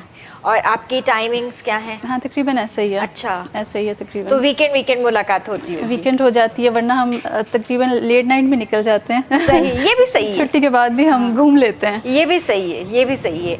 तो मतलब शॉपिंग वगैरह और खाना पीना साथ हो रहा होता है। वही वही फ्रेंडशिप जैसे होती है वैसे ही है हमारी भी। चले, ज़बरदस्त। अंबर, आपने इस फील्ड को क्यों चूज़ किया था? इस फील्ड को चूज़ करने का कोई ख़ास मकसद था? हाँ, मकसद इस सिलसिले में ये था कि मेरे father was in Pakistan naval, माशाल्लाह। उसमें थे फोर्स में, और he was an armed officer. तो उस ज़माने में जब बाबा वहाँ पे हुआ करते थे तो कारसाज के अंदर कुछ ऐसी, मतलब मैं उस वक्त तो खैर बहुत टीनेज थी, मुझे इतना नहीं पता था। वहाँ पर कुछ लेडीज़ होती थी जो कि इंग्लिश वगैरह पढ़ाया करती थी। Okay. और मेरे बाबा की भी इंग्लिश बहुत अच्छी थी, तो मुझे भी उनसे इनहेरिट हुआ। तो उन्होंने मुझे मतलब कि उनको देखते देखते जैसे हम अदब से एक वास्ता बन गया। तो उनका ये था कि वहाँ पर लेडीज़ हैं और वो इंग्लिश लैंग्वेज पढ़ाती हैं हमारे फोर्सेस में, तो बड़ी रिस्पेक्टेबल जॉब होती है, तो मेरी बेटी भी जो है वो ये करेगी। तो ऐसा हुआ। तो उन्होंने मतलब कि कहा, मामा बहुत इंटरेस्टेड। जब मेरा यूनिवर्सिटी में, कराची यूनिवर्सिटी में फ़र्स्ट टाइम एडमिशन हुआ तो मेरी अम्मी अब्बू दोनों गए थे एडमिशन कराने के लिए। तो अम्मी को भी ये था कि मेरी बेटी थोड़ा पढ़ लिख जाए, और एक वो ट्रेडिशनल लाइफ जैसे होती है ना, एक शादी करके मैं इसको वो नहीं कर सकती कि बॉन्ड हो जाएगी और इस तरह। तो वो थोड़ा पढ़े, करियर में आए, और इस तरह इट्स अ ब्लेसिंग कि फॉर माई पेरेंट्स कि मुझे इस तरह के पेरेंट्स मिले और उन्होंने ग्रो किया, तो मुझे हेल्प करी ग्रो करने में। अच्छा, उसके बाद मैंने मास्टर्स किया तो by chance I was passing by the university, एक इंडस यूनिवर्सिटी जो आजकल कहलाती है, तो मैं वहाँ से गुजर रही थी। तो मैंने बाबा से कहा, मैंने कहा आप ज़रा गाड़ी रोके, मैं ज़रा देखूँ कि यहाँ पर क्या है। इट इज़ अराउंड, बहुत पुरानी बात है ये। तो उसमें उस वक्त वो यूनिवर्सिटी के लेवल पर नहीं था, इंस्टीट्यूट था, एफिलेटेड था कराची यूनिवर्सिटी से। अच्छा। जी। तो मैं वहाँ पे गई तो वहाँ पे हमारे सीनियर वहाँ पे कोई बैठे हुए थे, जो एडमिनिस्ट्रेटर थे, उन्होंने मुझसे मुलाकात की। उन्होंने मुझसे कहा कि आप कल से आ जाएँ। तो ऐसा हुआ मेरे साथ। तो मैंने कहा अच्छा ठीक है, कल से आ जाते हैं। तो I started like this. Okay. तो बस देन आई स्टार्टेड यूनिवर्सिटी। तो उसके बाद फिर मेरा करियर यूनिवर्सिटी से ही शुरू हुआ और कंटिन्यूस यूनिवर्सिटी में ही रहा माशाल्लाह, है। ये भी एक बहुत बड़ी जॉब है कि आप मतलब एक एजुकेशन से वास्ता है जी। आपका, आप एजुकेट हो भी रही हैं। जी, उसके और बाद फिर मैंने education भी दे ग्रो किया, रही मैंने भी हैं। पढ़ा। ज़ाहिर है, हमने एक ज़ाहिर है। मास्टर्स किया था, फिर मैंने सेकंड मास्टर्स किया माशाल्लाह। नमल यूनिवर्सिटी से। उसके बाद फिर मैंने अप्लाइड लिंग्विस्टिक्स में एमएस किया। उसके बाद फिर कुछ आधी अधूरी हमने पीएचडी भी कर रखी हुई है। अब ये है कि वो कुछ कोरोना के डेज आ गए बीच में, तो कुछ चीज़ें हॉल्ट हो गई, तो वो प्रोसेस कंप्लीट नहीं हो सका, तो उसको परसू ये भी तो नहीं खैर किया। तो never हाँ, ending ये process एक है। चीज़ें चलती ये हैं बिल्कुल never ऐसे। ending अच्छा, process जब है। मैं फर्स्ट मास्टर्स किया तो उस वक्त मेरी ना थोड़ा सा कहते हैं ना, एक आपकी एक तो फैमिली बैकग्राउंड ऐसा था, थोड़ा सा लैंडलॉर्ड था मेरे मदर की साइड से, बाबा नेवल ऑफिसर थे, तो एक थोड़ा सा वो गर्दन में ऐसा होता है ना कि वो होता था। है, और होता है। एक हमारे अंदर बिल्ड भी किया गया था। माय मदर एक्चुअली वो कभी नहीं चाहती थी कि मेरे साए से भी कोई गुजर जाए, मतलब like she give me that special, एक वो देती थी। तो वो जब हमने पहला मास्टर्स किया तो गर्दन थोड़ी सी ऐसे थी। जब हमने दूसरा मास्टर्स किया ना, तो उस वक्त मुझे पता चला मुझे तो कुछ आता ही नहीं है। बस उसके बाद जो मेरा जो गर्दन खम होना शुरू हुई है, तो वो झुक गई। तो जिस तरह आप आगे बढ़ते जाते हैं, जितना डेप्थ में आप अपने आप को समझते हैं, तो वो फिर आप Down to वो earth झुकते होना हैं। चाहिए, हाँ। अच्छा, आपने बात करी थी, मुझे अभी इस वक्त याद आया रेफरेंस के अब हम आपको समझ नहीं पाते। देखिए, सेल्फ एक्चुअलाइजेशन का एक स्टेज होता है, वो आपको बहुत शुरू में नहीं मिलेगा। शुरू में आपके पास एक बेसिक जो आपकी नीड्स पूरी करने की एक आपके पास लेयर होती है। मैस्लो की थ्योरी है पूरी डेवलपमेंट, पर्सनालिटी डेवलपमेंट पे। आप सेल्फ एक्चुअलाइजेशन पे जाते हैं 5वें, 6ठे, 7वें दर्जे पे जाके। तो हमारी, तो मैं देखती हूँ हमारी जनरेशन, जैसे हमारे यूथ है, वो तो अपनी जो बेसिक नीड्स हैं उनकी, फूड की, उनकी प्रॉपर स्लीप की, उनकी फ़िज़िकल नीड्स की, उन्हीं से निकल नहीं पाते हैं। तो वो सेल्फ एक्चुअलाइजेशन का पॉइंट थोड़ा सा ऊपर चला जाता है। तो थ्योरी के अकॉर्डिंग ना ये थोड़ा सा हायर उस पर जाता है। पहले आप बेसिक नीड्स पूरी करें, आप उस पर मुतमिन हो तो आप कुछ और सोचेंगे, वरना तो आप उन्हीं उसमें उलझते सही बात है, बिल्कुल सही बात है। थैंक यू सो मच अंबर, शाजिया, शनाज, आप लोगों ने अपना कीमती वक्त दिया, बहुत अच्छा लगा गपशप करके। जाते जाते आपसे गाना भी सुनेंगे और धमाल सुनना चाहते हैं आपसे। और आप कोई मैसेज देना चाहती हैं अंबर लास्ट में? यूथ के लिए तो मैं यही कहूँगी कि भूला नहीं हूँ मैं आदाब नौजवानी, मैं आज भी औरों को नसीहत नहीं करता। खुश रहें, मेहनत करें दिल लगा के और ग्रो करें। ज़बरदस्त जी। शाजिया? मैं यही कहूँगी कि अपना ख़याल रखें, क्योंकि आजकल जैसे कि आपने भी कहा कि गर्मी है और गर्मी का मौसम है, तो इसमें जितनी ज़्यादा एहतियात की ज़रूरत है उतनी कीजिए। हीट वेव का भी ख़तरा है, तो गैर ज़रूरी ना निकलें बाहर। अगर ज़रूरी काम है तो उसमें एहतियात के साथ निकलें और अपना बहुत ख्याल रखें, अपने बच्चों का स्पेशली, क्योंकि बच्चे जो हैं वो नहीं मान रहे होते और वो अक्सर बाहर खेलने भागना चाहते हैं, तो उनका ज़रा ख्याल रखिए। Thank you. आप कोई मैसेज देना चाहती हैं? जी हाँ, बिल्कुल। आजकल गर्मियाँ हैं और ज़्यादातर सलाद खाएं, ठंडी चीज़ें खाएं ताकि आपकी सेहत ठीक रहे, और बेसन से मुंह धोएं ताकि आपका चेहरा फ्रेश रहे, और अपनी सेहत का ख्याल रखें, बच्चों का ख्याल रखें। ज़बरदस्त, थैंक यू। आपसे जाते जाते गाना भी सुनेंगे धमाल ऐं इंशाअल्लाह तव्हां सां सुभाणे मुलाक़ात कंदासीं। तेसीं ताईं पंहिंजे प्यार जो तमामु घणो ख्यालु रखिजो। मूंखे RBS जी पूरी टीम खे ॾिदा इजाज़त। अल्लाह हाफ़िज़। हमारे साथ इनायत साहब हैं जो कीबोर्ड प्ले कर रहे हैं और बहुत अच्छे कीबोर्डिस्ट हैं माशाल्लाह, बहुत अच्छे टीचर हैं।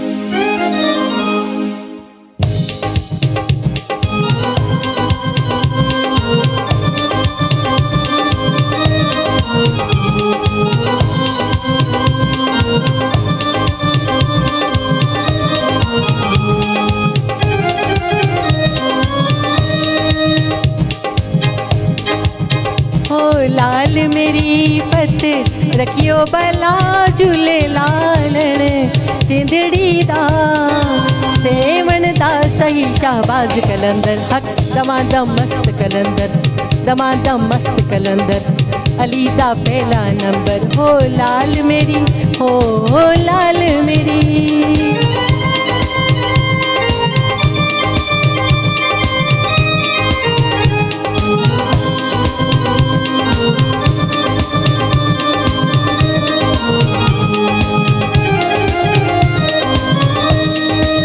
चार चराग तेरे बलन हमेशा,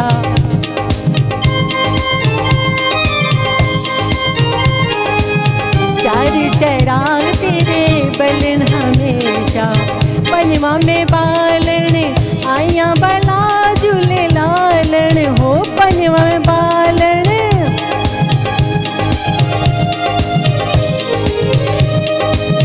पंजवा में बालन आया बला झूले लालन सिंधड़ी दा सेवण दा सही शाहबाज कलंदर हक दमादम मस्त कलंदर अली दम दम दे अंदर दमादम मस्त कलंदर अली दम दम दे अंदर। ओ लाल मेरी, ओ लाल मेरी।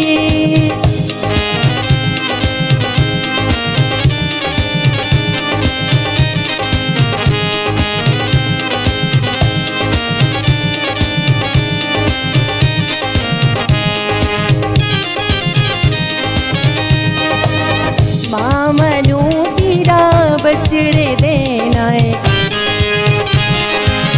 मामनू पीरा बचड़े देना है, भैनू देना है वीर मिला झूले लालन, हो भैनू देना है, भैनू देना है वीर मिला झूले लालन सिंधड़ी दा सेवण दा सही शाहबाज कलंदर हक दमादम मस्त कलंदर अली दम दम दे अंदर दमादम मस्त कलंदर अली दम दम दे अंदर। हो लाल मेरी, हो लाल मेरी।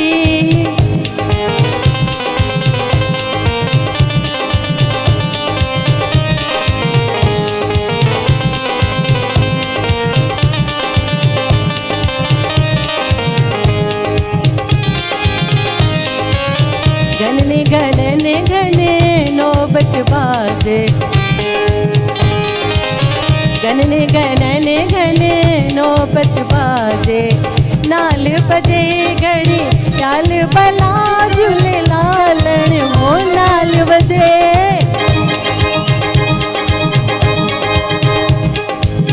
नाल बजे घड़ी चाल बला झूले लालन सिंधड़ी दा सेवण दा सही शाहबाज कलंदर हक टमाटम मस्त कलंदर अली दम दम दे अंदर टमाटम मस्त कलंदर अली दम दम दे अंदर हो लाल मेरी